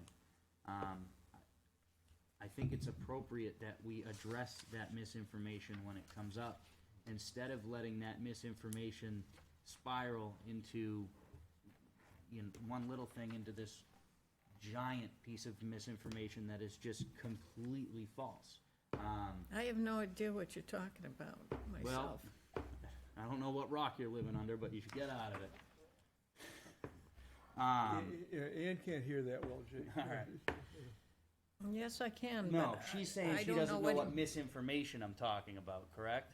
Right, I don't, Okay. about the planning board. Okay. Okay. I don't know what you're talking about. Yeah, so I'm not really here to argue, but there's plenty of it. And I'd like the board to make a decision of if we want to start to address it, or do we want to continue to The way the board's always addressed Just- it is either through the chair or staff. misinformation. So, and I think that's what you said in here, right? That's Anyway. what I'm asking, is to Yeah. designate somebody to address this information instead of letting it go unanswered. I think we Because have somebody what's going on. who's responsible for that, Art. I Yeah. think you Well, should be the it's- person. Okay, is it in our rules and procedure, Ann? That's what I'm No, getting at. no, I'm trying to yeah. clean up our rules. But I think we're formalizing. Right. That's all I'm Right. trying to what we do. Currently do now.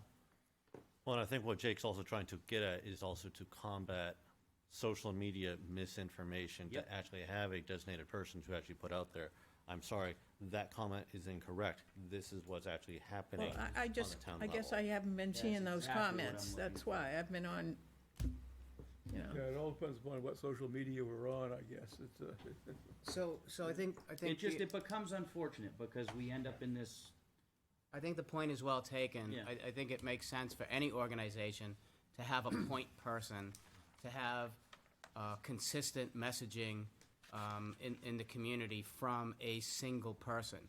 However, in this case, with everything that's going on now, you're talking about whoever is designated to do this work is going to have to be monitoring between 20 and 30 Yep. social media sites Yep. on a weekly basis, responding or not, up to the discretion of whoever's appointed to do the work. It's a lot of work, and it has to be someone that has the time to do it, and Needs to be accurate. and it has to be accurate, and it has to be a person that can navigate the social media world. I am not that person. Just want to say that right off the bat.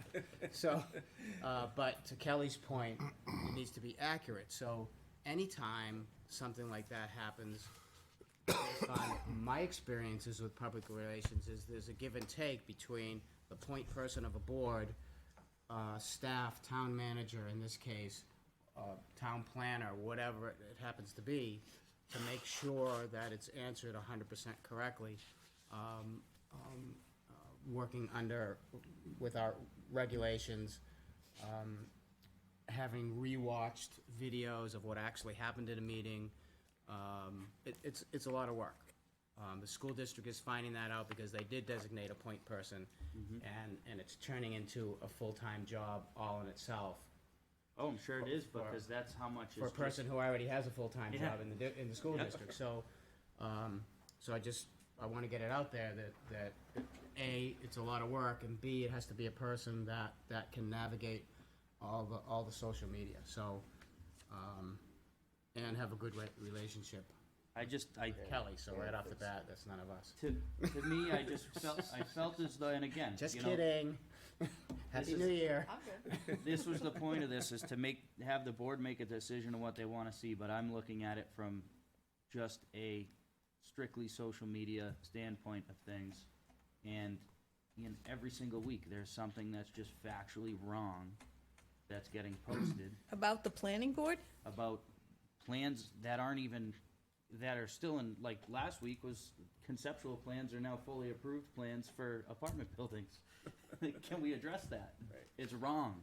What I want to do is put the correct information out there, and we need to find a way to do it, because the only information that's getting out is the wrong information. And it is, You willing to volunteer, Jake? I think the problem is we have a process, we have a good process. It's a complicated process. It's difficult to communicate. And I think that's where the absolutely.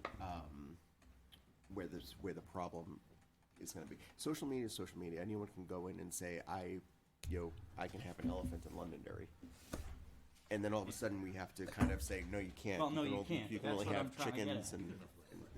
and goats. But They like the climate. so I mean, I think the most important thing too is really kind of ensuring that our rules of procedure are able to provide the guidance needed for us to accurately guide the public on how to interact with this board, and strengthening those ties there. I'm not, professionally, I've had a lot of kind of experiences with engaging in social media and appointing a social media czar. It does fizzle out after a few weeks, and it really puts a lot of toll on the person that would be responsible for that. What I've seen work is really kind of, again, strengthening these rules of procedures, ensuring that simplifying processes where we can, and coming up with a good narrative on we do this process because we do this because not, and I think that taking that approach is probably the better aspect here. Again, we're always going to have we're going to have everyone on social media basically, and in the public. And you know what? I don't mind it because they're engaged, and I think that's an important part of democracy. It is unfortunate when it does start to kind of go down rabbit holes that are difficult to kind of dig out from, and we really can't address it until we meet publicly.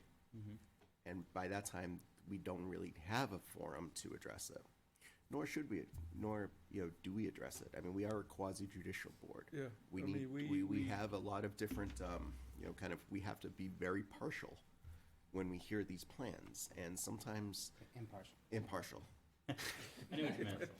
Impartial. I got you covered. Oh, that was good. I That got was you. good. Thanks. You're welcome. No preformed We need to be opinions, impartial when we see these plans, for the benefit of the community and the benefit of the applicant.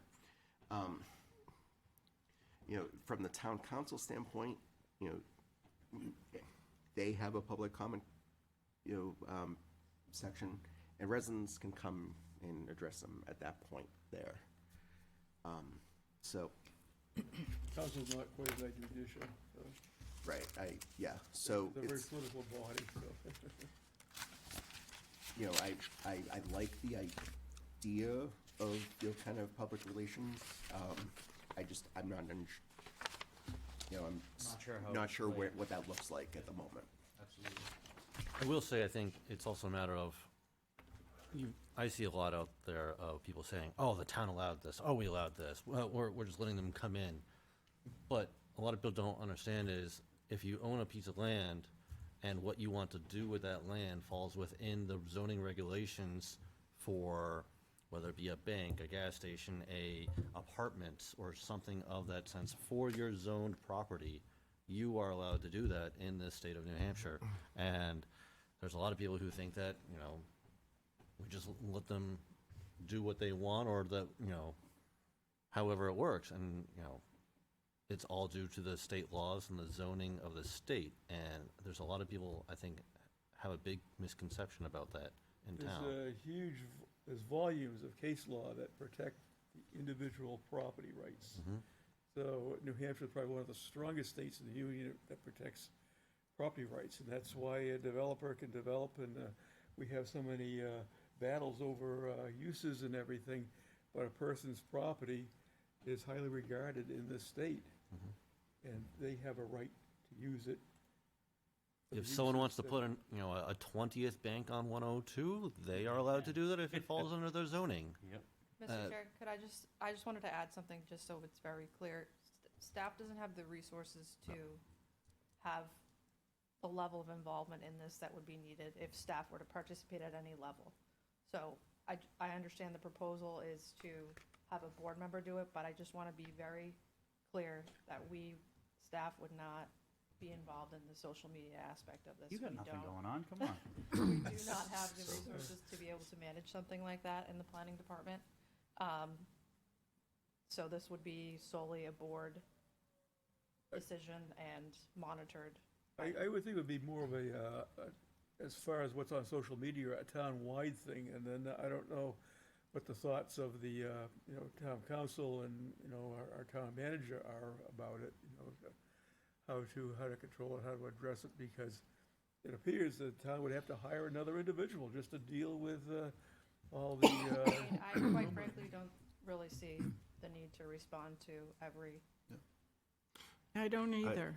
I think either. we're sticking our nose into We have even a to bigger agree. problem. One person, Right. staff person's opinion. Yeah. Again, this, I like I have to pointed agree out, with it's the Kelly. board's decision. if I they do want to too. Any questions at all? CTV 20. Watch the whole meeting. Because if you got, I'm on YouTube all the time, right? You're gonna find people, they don't care what a fact is. They're just there to, well, Stir the pot. Yeah. stir the pot, and you're not gonna stop them, no matter what you do. But So there's no point in responding. I'd also add too that in the planning department, we are currently updating the website to get it to where it was previously. And I'm looking into potentially social media that's specific to planning and economic development that would provide a separate platform from the town's Facebook page that would focus on, like I say, planning and economic development as a more centralized location to get that information. Very preliminary That stages. sounds fantastic. Yeah. Very preliminary, but just a piece of information to consider when you're talking about this. Could you also add maybe a question and answer? You could throw out the question and also the answer to maybe, questions that the public might have generally. To contact the planning office. Yeah, but that might get it out to more people at once, and a lot of people don't understand our role in exactly what we do here, so. If that's something the town's looking to do, I'm more than happy with that. It's like having a media czar, We're in a position to do that. And that would be treated just like our current platforms are treated. Yep. In other words, anybody will be able to comment, it's, no Jenny? restrictions. I think it's a good thought, but I think at the end of the day, we're a volunteer board, and they could volunteer for this position as well. They don't like to, they just like to make money. Yeah, I know, and it's a fact of life that that people are going to comment, and more so nowadays with social media. And I think it's our role. I mean, I think it's what you said was great. I mean, there's land rights, and there's staff review, and there's guidelines for it, and we're just simply here to kind of give our blessings to the process that they went through. Not whether or not we like it, dislike it, like the color, like whatever the use is or what have you. And of course, I know it's hard on the folks out there that are having something in their backyard because, prior to that, it changes their normal, right?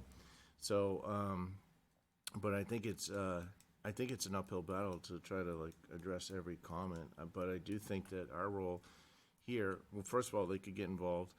Secondly, I think it's an important fact that when they do have comments, that we do our best to educate them on their concern. Because I do see a lot of folks get up to the monitor and, the lectern and say a few things and, you know, whether it's blasting in a neighborhood or whatever it is. And that may not be our role, but I mean, we have the information there and maybe we can add a little bit of, education to that too. That there's, you know, there's safety procedures and protocols that goes on and your well's not gonna be affected or something to that effect versus letting them just ask their question and then we, you know, they go and sit back down again, you know? So, so I think it's a good thought. I just think it would be, and then what happens if somebody comments for the board, but it's not everybody's opinion of what happened and things, you know, so.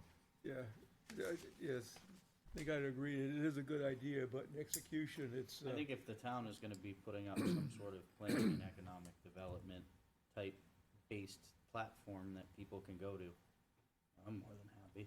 That's a lot better than it is now. I think I've actually had proposed this to Mike a couple of months ago, so I'm glad that you guys are following up on that. On my plan to do it. All right, so consensus So I would on the say we could public. probably get rid of that. yeah, Alright. so consensus is to eliminate B14. Yep. Did we wanna go through, Lynn, do you wanna go through some of your recommended adjustments to? I don't know how we want to do this, Jake. Yeah, I really me don't know neither. how It's we the want first to do time this. for everything, You wanna start with the Well, the easy consent Could I just make a agenda? suggestion? So if everyone has read through the proposed amendments, or if you're reading through it now, Whether you've read or try to refresh your just mind. maybe if you have immediate questions about specific items, What? we can certainly go through this one by one, but I think if an efficient way to do it would be if you have particular items that you've read that Okay. you have a question about. So I'll start, 4.7.9 should be removed along with section 12. I think we need to talk about section 4.7. What did you say? Could you repeat? To do what to it? 4.7.9 should be removed, as well as all of section 12. Which is specific to public comment. Correct. Remove it completely? Yes. Yeah, Remove it. public comment I don't- from the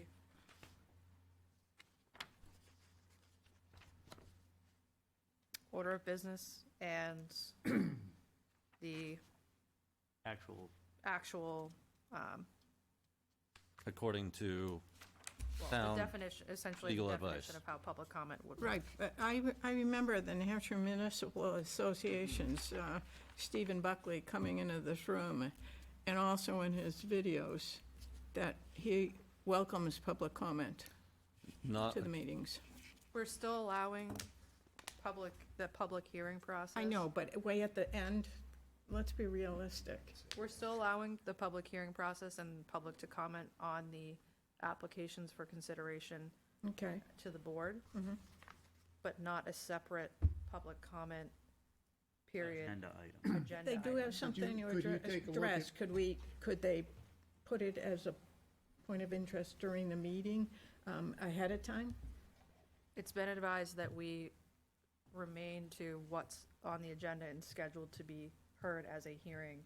In other words, what's been scheduled and noticed for the public to comment Right, but on. if it can get into a notice, you know, you just want what's there for public hearings in there, okay? And there's no space for if somebody has some information they want to disseminate? Somebody has information, the appropriate avenue for them to take is to go to the town council and utilize the public comment that the town council Ann, offers. were you not Okay, at while our it's, last meeting? while it's part of the, And. okay, I just want to make sure. You saw the letter from our attorney. Yes, I did, Okay, did you understand it? yes. Okay. And I suggested a new 12.1. I'd like everybody to read it, and I think it makes sense. It addresses a lot of comments that I've heard or I've seen in social media over the last few months. And if we don't want to address it, I'm fine with that too, but that was my suggestion that we add. And I think that adds clarity to the whole discussion on public comment, when it's appropriate and why it's appropriate, and when it's not appropriate and why it's not appropriate. I will agree with the addition from Lynn to remove what is currently in 12 to add this as 12. I just thought it made sense to address it in That a looks- positive statement. That looks good, Lynn. Yep. Can I ask you a question, Jake? You I- can ask me anything else. Thank you, Jake. I agree with the consent agenda, but I would like to see approval of minutes to be separate. Well worded, Lynn. I think we need Right to at the address it. beginning. And I think you can see the reason why, because if we go, and does everybody approve the consent agenda, and you got People that two need to sets of abstain minutes, from the two minutes, sets of so on and minutes so in there, some that have to be amended, so we move quickly on approval of minutes, so I'd like to keep that there, but go with the consent agenda. Okay, so take approval minutes out and then have a consent agenda. You got it. And there is some additional language that I would suggest adding if we do proceed with a consent agenda. Just more defining what a consent agenda actually is, and then including the items that would be appropriate for the consent agenda, such as the regional impact determinations, extension requests, and the other piece of that would be, any board member can remove something from the consent agenda To have a to singular have vote it on singled that out on item. its own, should they Yes. choose. Yeah. So I would add language that reflects that. Would that also include minor site plan adjustments that we agree can be handled by the staff? I would be happy to include that, and then we would just, as staff, make sure that we provide something in writing to the board, so that you would have a very clear understanding of what you're consenting to, but, if the board thinks that's something appropriate to include in the consent agenda, we can, Yeah, I we can do probably, that. for one, would ask it to be, separated out, prior to the meeting, or at the beginning of the meeting. Because it usually involves some discussion. Up to the board. Yeah, it's up to the board. I'm only one member. I'm fine with what we had just discussed about the Yeah, I'm consent good. agenda and pulling out the meeting minutes and adding Kelly's recommendations. I don't have a problem with that at Yeah. all. Yep, that's Sounds good. good. Good with everyone? Yep, we'll do it. Can I add an item for number 4 under meetings? To put a time restriction on the meetings? Well, I was gonna ask that too. Is it like set in stone that they have to start at 7, or can we start earlier? Start earlier. I think we used to start a long time ago at 7:30. And then the No board. one's Well, that's looking not to earlier. start. That would be later. That would be later. The other way is earlier. Yeah, but the board could set its own hours that it wants. I think And I think it's the availability of people getting here for a time, if you do want to set it earlier.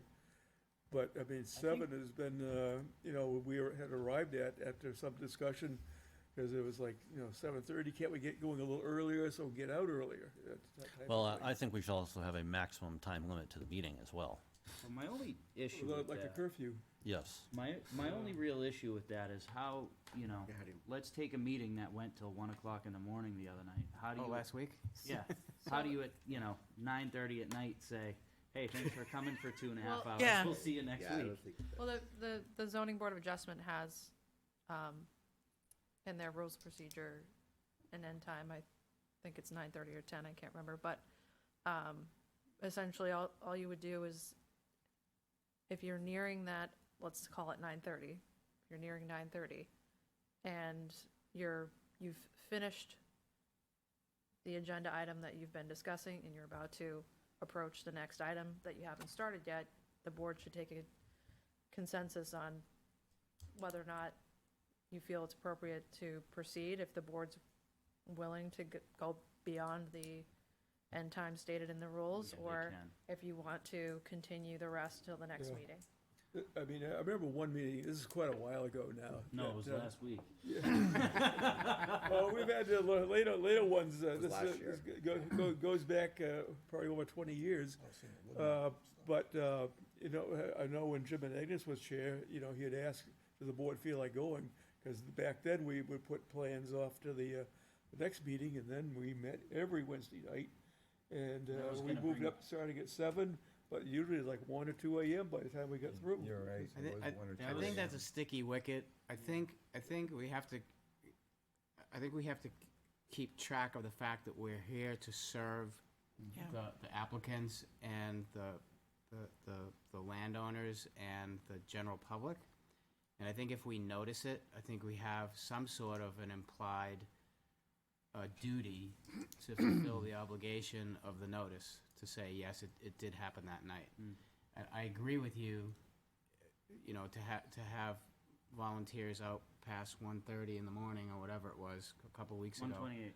I think is a lot. You remember it well, Jake. That's why It happened one Yeah, time. one time. So if I were king, I would vote to say, let's keep an eye on it. Yeah. Let's keep doing what we're doing now. Let's keep an eye on it. If it becomes a problem, let's revisit it, and let's put a drop dead line in the sand for time. So I also look at it I still think- as, you know, the longer that we have our meetings, it's the longer that applicants are paying their engineers, their attorneys, and any other associates that are with them. So we're now costing our applicants even more money when we hear all the time that, well, it costs so much money to do business in town. Yeah. Now we're dragging these meetings on forever and ever, and they're now here for a potentially 5 to 7 hour meeting that they're getting paid on an hourly Whether rate. they're Now, here until the other end of that is, someone may call that we are under duress for going for such a long meeting time period, that they may want to call that, you know, maybe we weren't making decisions correctly. So the I think meeting, we also have a they can do responsibility that. to ensure, to police ourselves a little bit, to ensure we don't interrupt each other, we don't get off track on what we're actually talking about, that we are really focused on what's planned, you know, what's in front of us. I've definitely, and I'm, guilty of this myself, seen, seen situations where we have gone off track and we have added time to these meetings. So I think we just need to also be accountable to ourselves on what we're actually kind of looking at. Yeah, it's like keeping on track too, so we aren't. and I Well- think some of that, I mean, it's normal to end off in different directions anyway, and it's nice to have a good discussion, but not a public hearing, because it's hard to focus some people, so they address it specifically. And, I mean, that does save time, because you aren't, all over the place. and to a certain degree too, we can control the meeting by the agenda and how we set the agenda. 2 weeks ago, I told my wife, I said, this could be a long one, right? You look at the agenda before you come, and if you have 8 or 9 different items on the agenda, you know it's gonna be a long night. That's the longest one that we've had recent times. But I think we all noticed that going into the meeting. But then there's times that there's things on the agenda, and, oh, wait, they all asked for a continuance, and we don't know that going into it a lot of times. Primarily the chair does and the planning staff, but the rest of us don't know that. But if there's 10 items, you got to expect 10 items, But right? we don't usually have 10 items. Oh, I know that. We usually don't go to 1 o'clock either, so I No. don't, I agree with Yeah, we've- the other comments. I just, I think we're here to serve, we volunteer. Yeah, I If you mean, don't like it, don't volunteer to be on the board At anymore. least with recent history, we've been fairly good. I mean, I'm looking, probably into the 90s, and then it was back in the 80s, and they continued until we, changed requirements of what they had to do for submission and everything. So I think at the time, the board realized it was doing more of the engineering for the developer than their engineer was. And so why should we aren't paid to do the engineering. If we met every week, I might have a different opinion. But if it's the second meeting, and now all of a sudden it's 10:30, and we're saying to an applicant, sorry, we'll see you in a couple of weeks. That's wrong. Now we're pushing them another couple of weeks. I don't think that's right. Yeah. I don't Especially think if they it's right. sit here for, 4 hours, Yeah. and then, we're gonna go home, and then, we gotta arrange the next month to do it.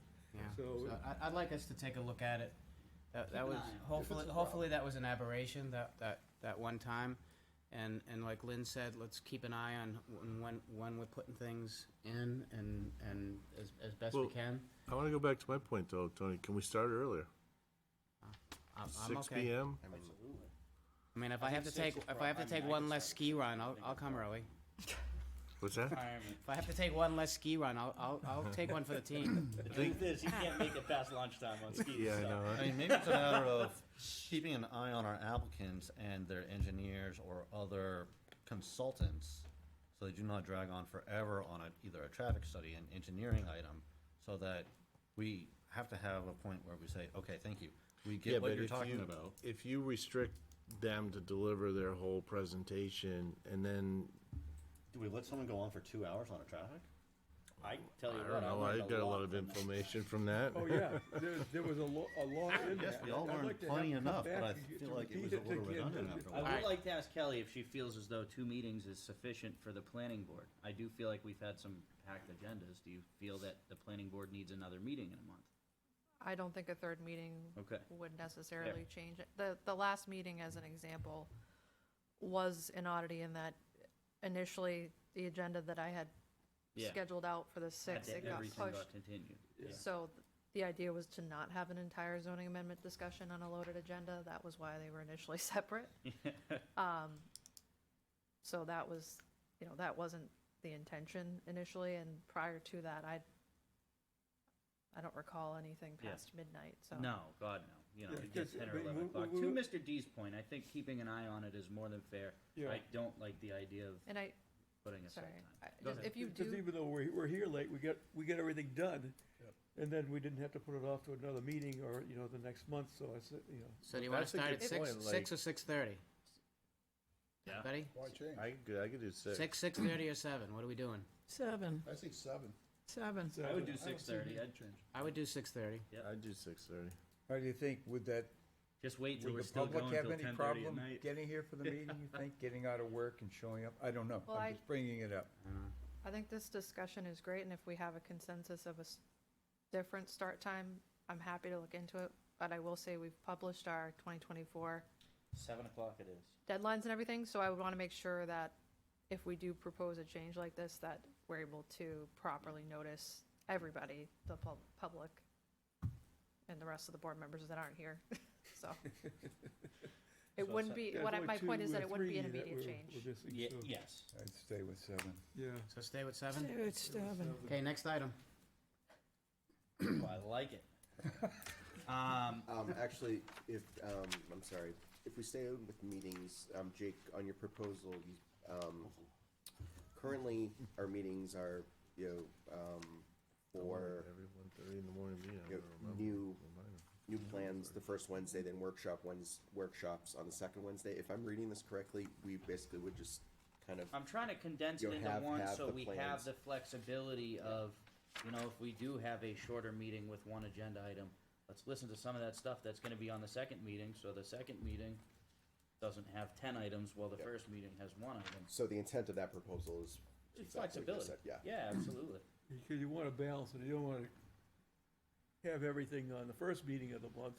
You get 10 plans to do, the next, following Wednesday, you got nothing. I mean, there are times because we were trying to plan on Sylvia coming in to talk about the housing assessment the state did this past, probably about a 3-year period it took to So put is the it- whole thing together. So is that okay doing that? Sure, I mean, it certainly helps staff Yeah, plan gives the us just agenda. more flexibility. At the end of the day, it just gives Yep. us the Everybody ability to okay do with that? stuff differently. Yeah. Because if Yeah. I get, Item. if I, for example, I put you in the middle chair. Oh, no, you're not. I want to No, you are provide, not. I do want to provide just a little context for changing so it helps staff plan the agendas more efficiently. And even if you continue something, it really doesn't change how we continue things now, because it's still gonna be the following month. Yep. We're very busy right now, we have a high volume of applications, I just got probably around 8 new design review applications in the last month, so there's no end in sight. So having the ability to space out these agendas like that is very helpful to my department. Good. And Done. potentially would reduce or eliminate late night. Super late nights. Yeah, Super late it's, nights. I think the Probably. intent is that, Okay. so. What's next? Started earlier, you could eliminate the length of time. So the addition of our conceptual designs as well as our workshop sessions, just putting into writing what we're already doing and defining them a bit more. I think those are pretty cut and dry. Lynn, I don't think, did you have any adjustments to those two? I don't think you did. To which two? To conceptual designs and workshops? No. No, I don't think you had any adjustments to those. And, everything on, where 7.7 is in the public hearing, each person who speaks will be required to state his or her name and address for the record. But also, I think Jake had some good comments on 12.6 to add, so, you know, no using profanity. I think we gotta keep, you know, like, keep to the subject matter, be brief. So are we I've got, the town council has a good list on. Where are we? Where are you? Sorry. I'm sorry, Mr. I was Chairman. on 4. We were on conceptual stuff and workshops, but I think Art might have something on. I just got, was gonna just add He wants to, the public hearing phase. he wants to add the, So the specifics on, Yeah. on basically do's and don'ts of the member of the public Yes. that is addressing the On board. So some of 12.6? his 12.6 items within is the the new public Adding comments to put that 12.6. in. Yeah. To the public hearing. Yes. Okay. So imagine 12.6 would be up with 7, Like after 7.7 or. 7.7, then we would have 7.7.1, I think is what he's saying, that would have all that stuff. Take, so are we taking, Got it. so 12.2, 12.3, and 12.6 are going to under 7? Yes. I think just Are we 12.6. including the time limit? Is that, I don't know what, We probably use the same time limit the town council does, 'cause I know some boards use a 3-minute limit. I think Dairy does so that. do you want me to move, would you like me to put 5 minutes in there, or no? Yeah, Or or 3 no, minutes? no more than 5, or 3 to 5, discretion of the chair. Sometimes people have some meaningful information they're imparting. Okay. Sometimes they're either repeating or often never land. Okay. Can I ask a question, maybe out of order? When I was looking through public hearings, the board members may ask questions during the presentation. Yeah. But where is it we go through the lineup here to ask our questions? After, I'm talking after On the public hearing. the staff speaks Here, and everything. Public hearings. Where is That's that? not They added in specifically, here. That's this not is- something that's written specifically, I don't think, in. There's no time. Yeah, I know, it's not specifically. That's that's actually a discretionary chair Right. item, I so mean, I try to that's keep it something brief, that- but It just looked like it was always missing. something interesting coming out. that's just, Yeah. I mean, Art's been chair Okay. for That's how he runs, However that's how long he it's- conducts the That's how he meeting. conducts the meeting. Right. We don't need that specifically in the rules to. Okay. Can be.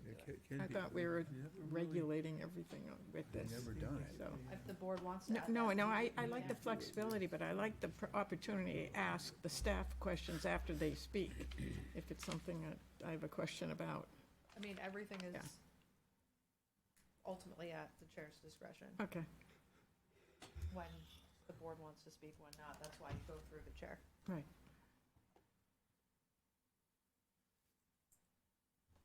Hey, where we at? I think we're, we've I got think we something to need to accomplish. clarify the public comment section a little bit. Yep. So can I just summarize what I heard? Yes. So, because I'm the one trying. That's what I'm, exactly.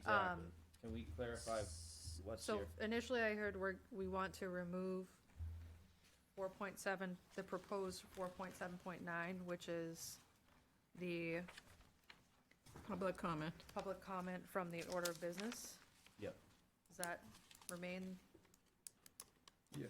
Okay. Wait a minute, deleted public comment? To remove public comment from order of business. That was an amendment that Jake proposed. So, Ann, an amendment I had proposed was Yeah, to I know, create a I- section for public comment. I know. I just want to make sure we're not confusing public comment to, Public hearings. Public hearings.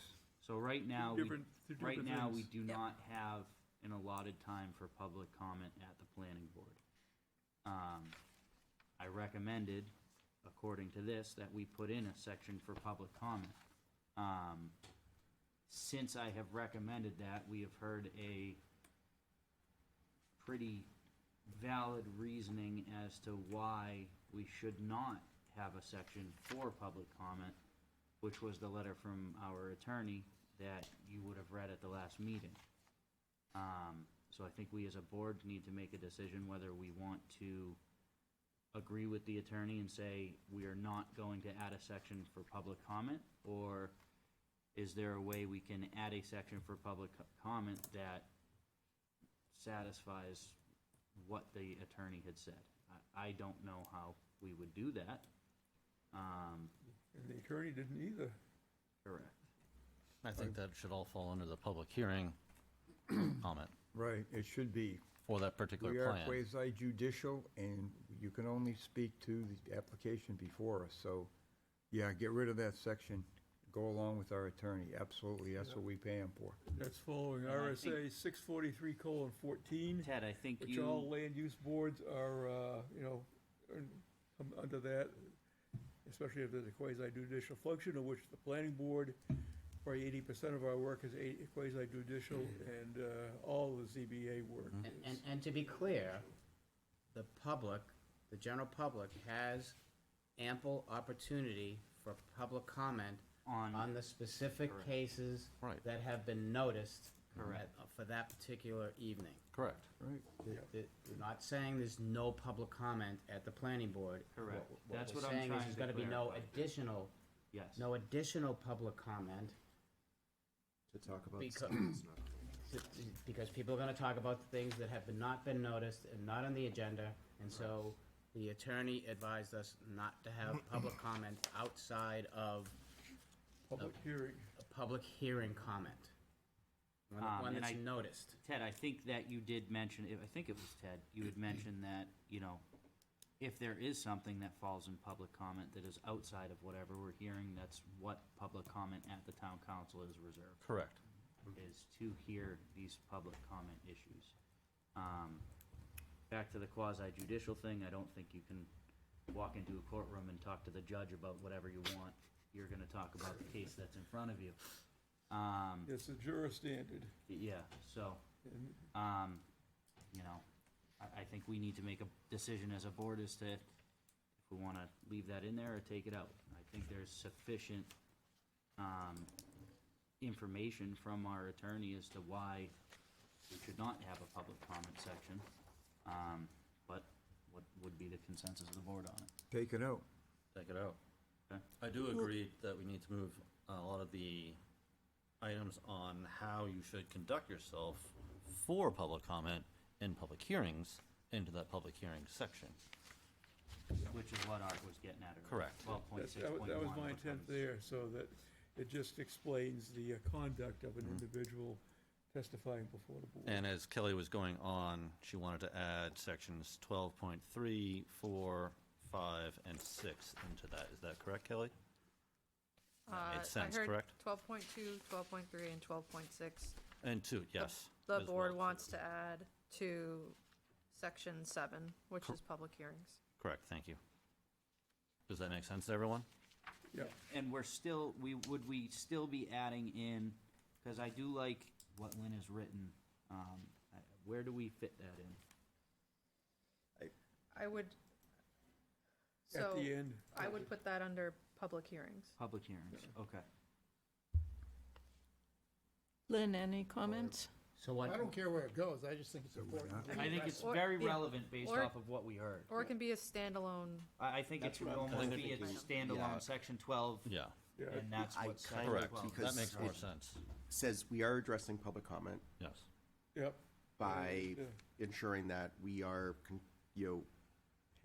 having impartial hearings. Good job.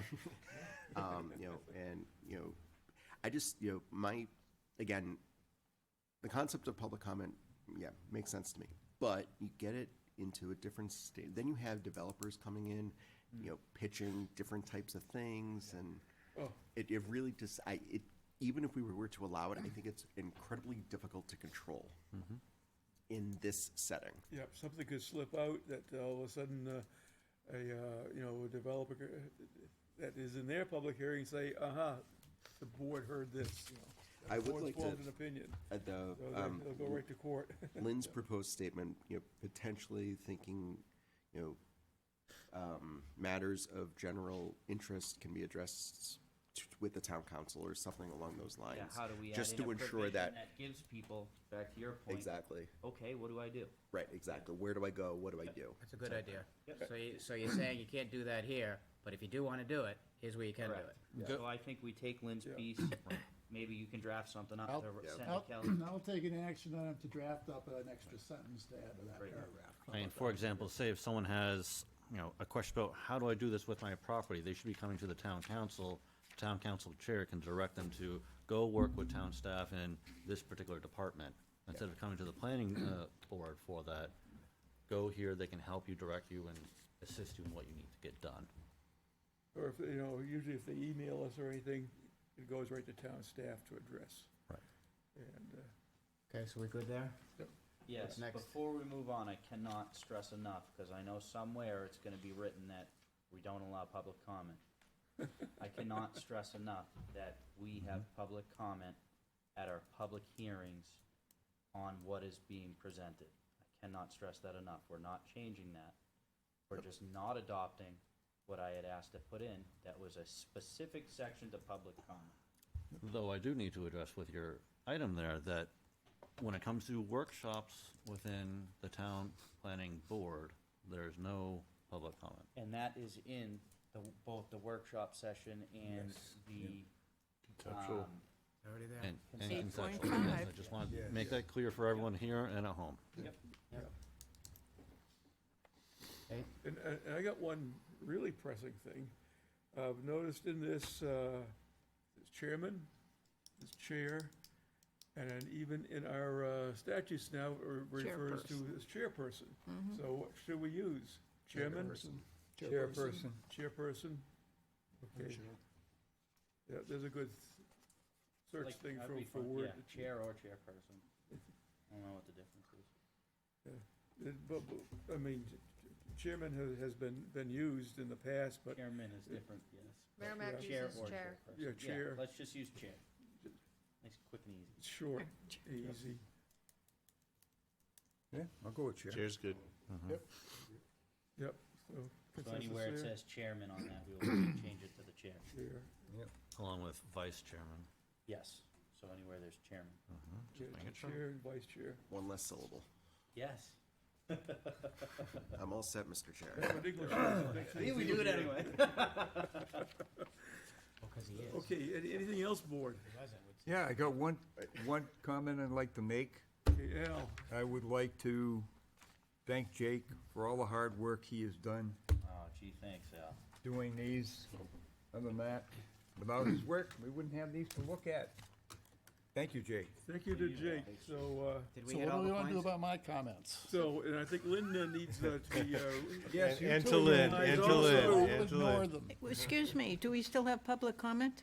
No. No, oh, I mean, did we, gone. And, but for future meetings?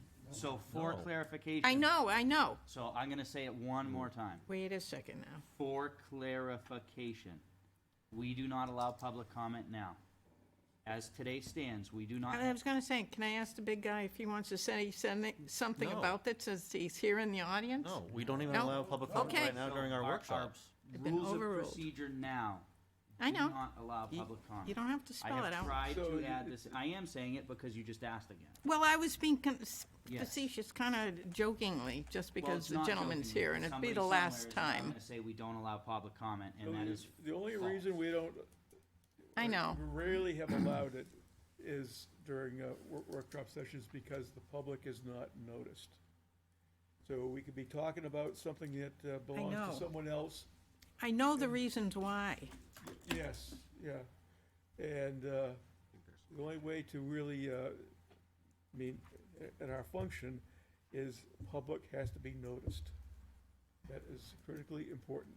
So if we don't notice the public, then they can't talk, so. And in the state of New Hampshire, RSA 91A says that all meetings of any body, governmental body, is open to the public.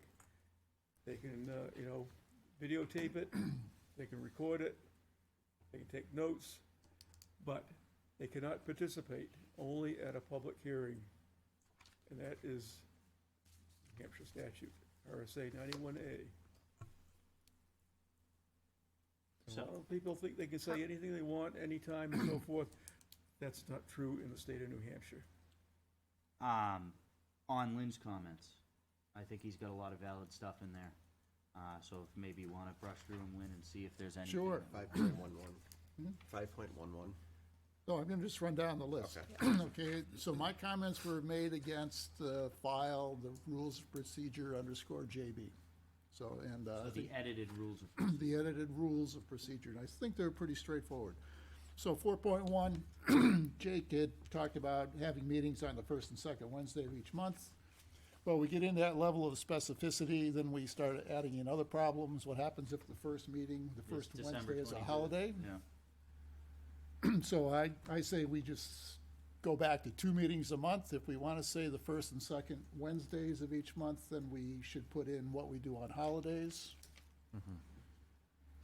And I also think we should put in something there that all of our meetings are televised as well on cable TV channel 22, so that it's there for anybody who wants to read these. In our minutes, I'd like to do what the town council does, is to put the link To the YouTube video. That's a great idea. video. That's a great idea. So then I'd like to put in a new 4.2, which is with appropriate notice, regularly scheduled meetings may be canceled at the planning board chair's discretion. Because we do sometimes have no business. Why have a meeting if we have no business? Or bad weather. Or bad weather, but it's at the discretion of the chair. 4.7, we talk about special meetings or regular meetings. I think we need to have something for special meetings. Special meetings, I know we've had meetings outside at sites and things like that. They can happen at odd times. They have their own agenda. They're not gonna have the standard agenda that we follow. And I think we just say in there that we can have them and they will have a specific agenda tailored for the meeting. 4.7.3 and 4.7.4, it was just a question, shouldn't we have continued hearings go first if we're gonna combine the two because they've been in the pipeline longer? I agree. Yep. Just comment? 4.7.9, delete that. We addressed that, yep. Yep. Yep. 5.1.1, the third bullet down. The list and supporting documents for consent agenda items shall be included in the board's meeting packets in sufficient time to be read prior to the meeting. I'd like to put in a minimum time period of 24 hours, Kelly, so that we have time to look at those. That's pretty I'd close. like Not at 2 48. o'clock in the afternoon. Ideally, I think we need more time. If 24 is, I'm good with. This I'm- is specific to the consent agenda items. Yeah, that's not a problem. Okay.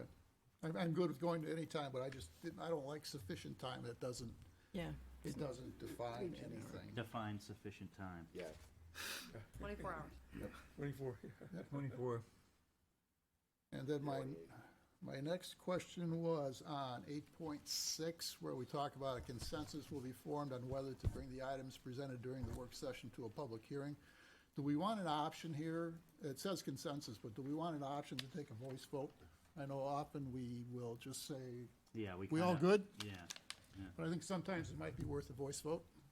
And I think if once it's something again, that's critical or there's a difference of opinion, that probably would call for a voice vote. And the only thing, if I'd like a voice vote. I'd be it's an fine. option, it's an option, right? I'd be fine with a voice vote. Yeah. yeah. And, Oh, yeah, one thing I had was the roll call to adopt our rules of procedure. I don't think we need a roll call there, just a voice vote, Yep. what we've done in the past. I would like a roll call just for us to all officially say whether we wanna change them to what they are, and I don't know. We can take it or leave it, but I'd like a roll call vote on it. I don't think it's critical. Most things we're pretty much in agreement on anyway. Yeah. I think so, And this'll take two readings to. So- Correct. Yep. let's think about that for a second, though, because we have sometimes as many as 12 people here, and an 8-1 vote, 7-1-1 vote, who voted where, who, you have people who abstain, but who actually voted, because there were two alternates here that didn't vote that night. I So, think it's so, important to have it. so I think. Usually if it's close, then I'll do a poll, it'll be a roll call for the vote. We've had some close ones, but it's very infrequent. Well, I wonder also, for Kelly's sake, for whoever's taking the minutes, would it make more sense for the roll call so that we actually know who actually was voting? Currently we don't, the minutes are not written. We state who voted in opposition. We don't state The roll call, everybody that on voted in this, the favor. roll call vote Thank was you, Kelly. just a roll call to adopt, to adopt the meeting, the rules of procedures, not so much a roll call vote for Everything. everything, but just a roll call vote to adopt our rules and procedures. Got it, sorry. Perfect, thank you. Moving on. Moving on, number 9. So this is just me being me. The last, or I guess it's only one sentence, but conceptual discussions are designed to allow blah, blah, blah, the planning board the opportunity to receive feedback on their renderings. Renderings, to me, doesn't have a whole lot of meaning, so I said preliminary plans or renderings. I think renderings are drawings, but we often get preliminary plans as well, so I was adding that language in. And then 9.6, just revise that to say feedback will be given to the applicant, period. We usually call them conceptuals. Yep. Yeah. Conceptual plans, Conceptual. yep, that's fine. Which in the statute, it just explains it as a exchange of ideas. There's no decisions are made. Yeah, but Lynn's point at 9.6 is you gave him feedback to more than just their rendering. Yeah. Yeah, it's the whole. It's the whole thing. plan. It's Exactly. the entire concept of what Absolutely. they're doing, They're- so if you take out rendering, this feedback will be given to the applicant. Done. Yeah, that's just, I think it clarifies it, and if we can remove words, I think we're better off. Absolutely. Yeah. I don't have any problem with it. Makes it easier to understand. So receive feedback, get rid of on their renderings, so it will read as the opportunity to receive feedback prior to entering into formal review. Yep. Sure?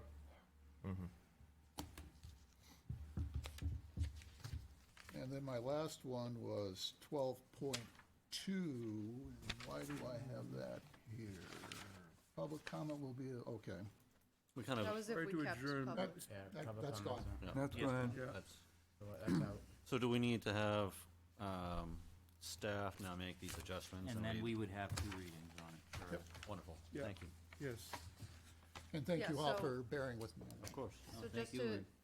so I will make the amendments based on what I heard this evening. And then I'll also run it through legal to make sure that we're compliant. And then I will bring it back to you for the For its process first- outlined in the rules. Yep. Good. And we have to vote on it in 2 sessions. Good. Board all set? Good. Okay, next week, we have got 3 continued plans. There's the Plainview Drive warehouse, which is a perennial for the last year on continuances. We have Gene Gagnon's 130-unit townhouses at Perkins and Rockingham Road. And we have Gene Gagnon and Bill Greiner, the medical office and the bank. Oh, exit 5 area. So those 3 continuances that we will be discussing. I have one question before we adjourn, Mr. Chair, Yes, when you're ready. Are you ready? anytime. It was mentioned earlier, and it just rang a bell, do we have a process for, or what is the process for a meeting being canceled? For example, it snowed all day, it looked like it was gonna clear, but it didn't. What do we do? How do we know if there's a meeting or not? I think we'll get, usually what I'll do, or staff will confer with me. And it usually comes from the, like the town manager or, public works. On road conditions, and usually I go by staff. Will they be able to get home after the meeting, if we have a meeting?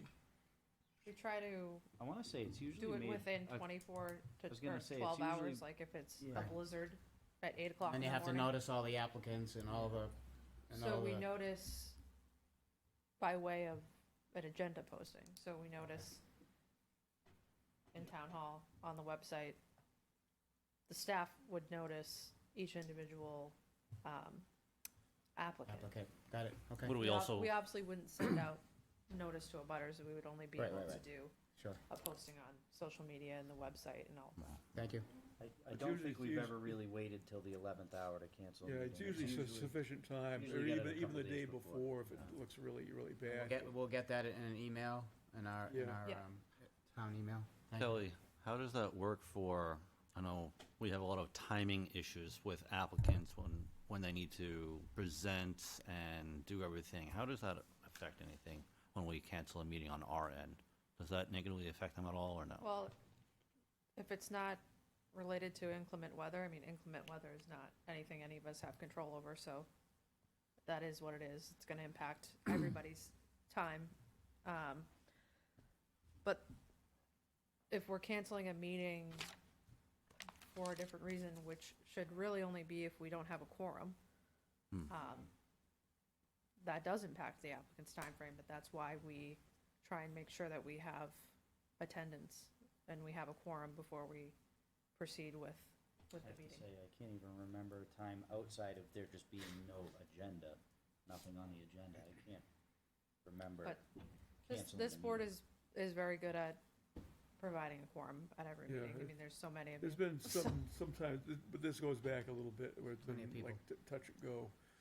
Especially a nice, warm summer day that happens to have the meeting at night and someone says, oh, I'm not gonna be able to make it, Motion to adjourn? Can I say one more thing real quick? Yeah, I just wanna check to make sure the board is, all set. I would ask us, and you, Jeff, you kind of pointed on it a little bit earlier, we really need to work as a board to get better on sticking to what is in front of us. Tonight is a perfect example. We were not talking about a site plan, but all of us started talking about a site plan. We need to stick to what is in front of us. Tonight was zoning, not a site plan, but we kept talking about a site plan. We, as a board, as a chair, we gotta cut this off a little bit more. I just wanna ensure that we are staying on what's being presented to us, that's all. So it's up to you, people, to make sure making sure we're all sticking to. Make sure you're making sure, good. Al, you and me have the sharp elbows, right? Yeah. Motion on the floor. Motion. Okay, Second. Ted has made a motion to adjourn. Do I have a second? Second by Jeff. All those in favor of adjournment, say aye. Aye. We're adjourned.